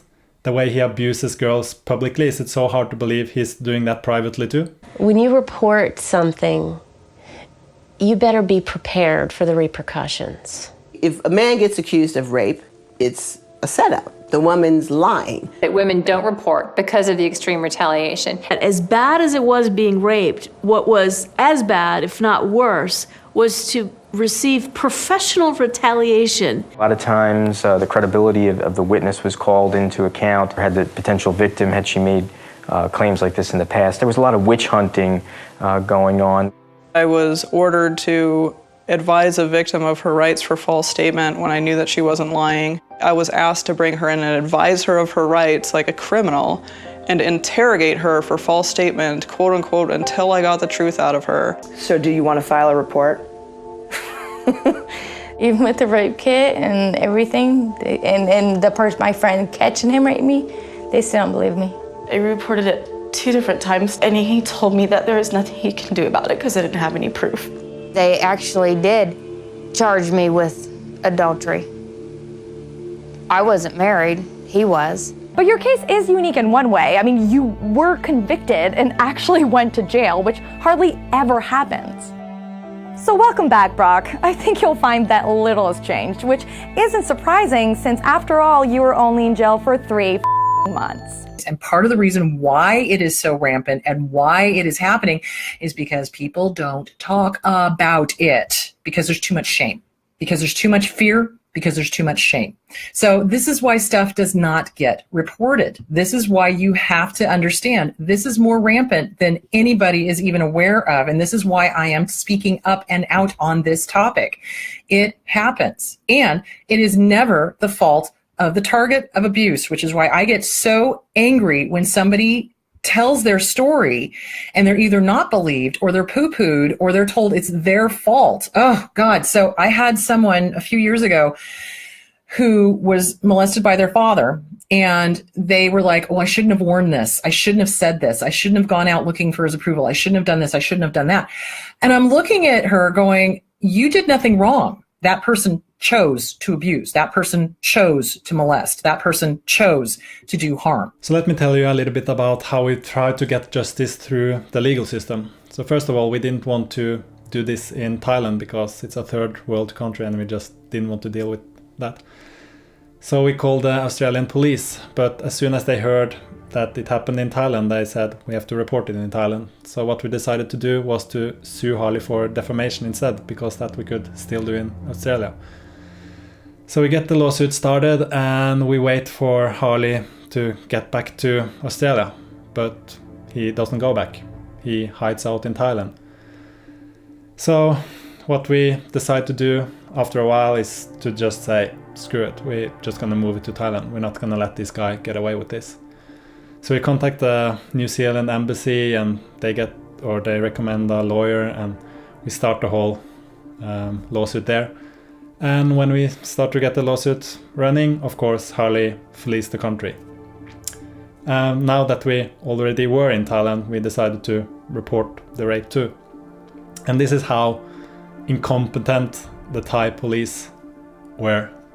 When we were at the police station, they were like obsessed with this recording that Harley had mentioned several times. So the police actually made Hannah contact her rapist to get him to send the recording to her, but of course he didn't. But without the recording, the police couldn't, we could go through with it, but it would be a very uncertain outcome. And we also talked to them about how the process were, and it was like Hannah had to tell the whole thing in front of 5 policemen or something. It was just a mess. And also my visa was running out, so I had to leave Thailand, and Hannah didn't want to do this alone, and it was just a mess. So what we decided to do is to move the lawsuit back to Australia. So we contact the same lawyer first, but she had moved firm, so she couldn't take our case anymore. So we find a lawyer that had dealt with Harley before, and he basically advised us not to sue. As he said, Harley didn't really have much. She had a few bikes and a shitty apartment, and it wasn't really much she could offer us. So the lawsuit would most likely just be a big loss for us. And that's when I decided to create the Unmasking series, because I'm not gonna let Harley get away with this. As you may know, we started a fundraiser, and because people donated, I think they deserve to know what happened with the lawsuits. And if they want, we've spent the money, but if they want a refund, I'll be happy to refund them, because we promised to take him to court, but we couldn't, and I'm a man of my word. So let me just prove that this was real. I'm just gonna go through the emails quickly. You can pause and read them if you want. First, you can see we contacted NetSafe, then we contacted the police. We had already talked with them over the phone, so we were only asking about defamation in the emails. As you can see in this email, we always tried to go with this lawyer that we knew had experience with Harley from before. And here's just the rest of the email from the associate. Here's another email with some more information. Here you can see the lawyer telling us that the fundraiser video we made can be used against us, and that's why we took it down. And here you can see Hannah saying that she put the video on private. And here's more proof that Harley was staying out of the country, saying that we don't have to pay anything until he's back because they can't do anything until he's back. So if you want to fucking take me to fucking court, fucking take me to court. And motherfuckers can take me to court and I'll gladly turn up. Any court, any motherfucking time. So if someone wants to sue me or put on bogus charges or whatever, I don't turn up a lawyer. I turn up with my truth. No, he won't. He won't turn up at all. He's all bark and no bite. It's weird because he makes some videos where he's all like, I'd gladly turn up, but in other videos again, he's saying that he's gonna make every lawsuit so expensive and he's just gonna tell the lawyers that he lost the papers and stuff. So he's saying two opposite things at the same time. I will make that lawyer's life so good because I'll be able to extract as much money as possible just by saying, hey look, can you please send me the paperwork again? I lost it. I know you sent those big files all the way to Australia and it cost you thousands of dollars, but I lost it, could you send them again? And the lawyers go, yeah, no worries, because the lawyers want to make more money. And so that's what I've done before with situations like that. And it just racks up massive bills for anyone who wants to fucking go head to head with Drew and Ryder. It's kind of like how he said that the lawsuit was fake, but also complaining about our lawsuit. I've got a gold digger from New Zealand right now trying to get money out of me. Just a fucking gold digger, scheming, slimy scumbag. Someone sends me a link, they're like, they're fucking asking for $15,000 US to take Drew and Ryder to fucking court because of something Drew and Ryder said to defend his name against allegations of fucking craziness. But the most ridiculous thing is that while he is avoiding our lawsuit, he's claiming that we're running away from his lawsuit. Projection much? Here you can see the lawyer telling us that his publications do contain defamatory statements. Here's an email from the New Zealand embassy after we have talked to them on the phone. Here's their recommendation for a Thai lawyer. Here's some advice on filing sexual assault charges. And here's emails between Hannah and the Thai lawyer. Here's some more emails. I think it's clear that this is real now. Here you can see we had to go to Bangkok to meet with the lawyer and the police. So it's not just the lawsuit itself that cost money. We have to travel and we have to live in a hotel and go back and forth from the law office. And so the expenses added up and we spent a lot more than the $500 we got from the fundraiser. Yet the vegan YouTube community accused us of scamming. Another email about how we're going to Bangkok. Emails about meeting with the embassy. A follow-up after the meeting. And here's some footage of Hannah's lawyers and Hannah talking to the police. I think it's pretty clear that this is real. The fact that we have to prove this at all, I think that says everything you need to know about the vegan YouTube community. And here you can actually see that Harley's messages are printed out. And this is where I got Hannah to ask Harley to send the recordings that he has used as blackmail. But of course he didn't do that. Here you can see we're giving up on pursuing legal actions in Thailand. And here's the email where we got back in touch with the lawyer we had in Australia. And as I said, she couldn't take our case anymore because of her new firm. So we contacted the lawyer that we initially wanted to go with again, as you can see here.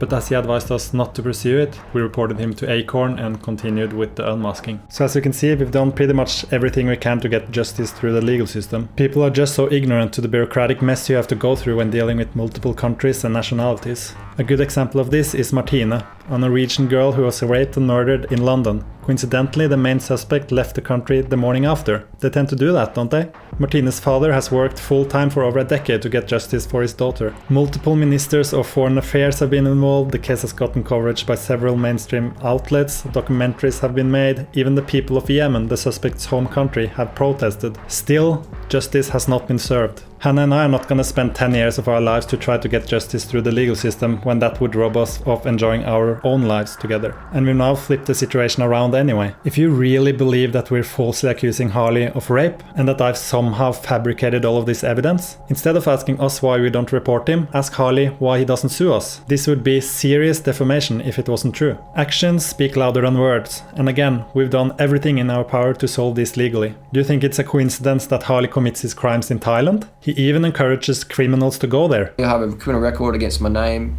Come to Thailand, bro. Come to Thailand, you know.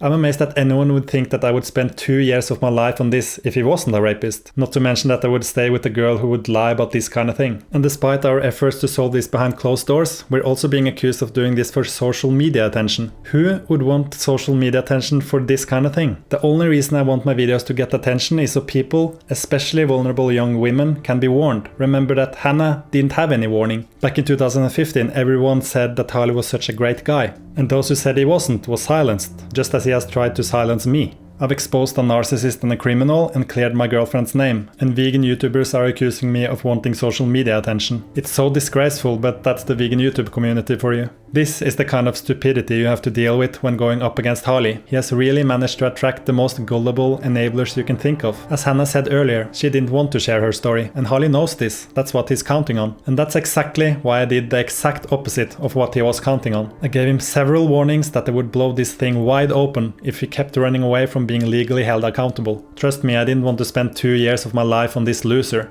But what choice did I have when he was constantly spreading lies about my girlfriend? Would you let a rapist get away with that? My sense of justice is just too strong for that. Let me repeat once again that he has made over 500 pages worth of slander about both of us. That's the 500 pages I know of. There's probably another 500 pages I don't know about. And a big portion of that was made after Hannah's initial video without any response. But he has not been alone in doing this. Many other vegan YouTubers have participated. Most of them have now silently deleted their part in it. But there are still some people who continue, even in 2018. Just a couple of months ago, yet another parody was made about Hannah's situation. That's the 3rd parody of her. How much harassment and public ridicule are we supposed to tolerate from the vegan YouTube community before we say enough is enough? Hannah left the platform almost 2 years ago and is still being made fun of, just because she stood up against an abuser. The saddest part about this is that this is exactly how Harley has gotten away with his crimes for so long. If Hannah's video had been taken seriously, if people didn't constantly put focus on her instead of the person she spoke up about, what happened to Josie could have been prevented. As you may know, I wanted to finish this video by naming and shaming those who named and shamed Hannah. But as you can see, this video is way too long already, and I'm just thinking, what's the point? Sure, it would give me some vindictive satisfaction, but these people are losers and they're a waste of time. My goal was to expose Harley, which I've done. I've done this at a massive personal sacrifice. It has not gotten me any closer to my dreams or goals. Hannah didn't even want me to do the unmasking. She knew it would only prolong a very painful time, which it has. Of course, it wouldn't only have been about some vindictive satisfaction. I also wanted to show just how bad Hannah was being cyberbullied by vegan YouTubers, because I don't think people really understand how bad it really was until they see it all put together. And don't forget that YouTube allowed this to continue. The vegan YouTube community is the most vile, toxic and disgusting community I've ever come across. So now I'll join the ever-increasing list of people who have left it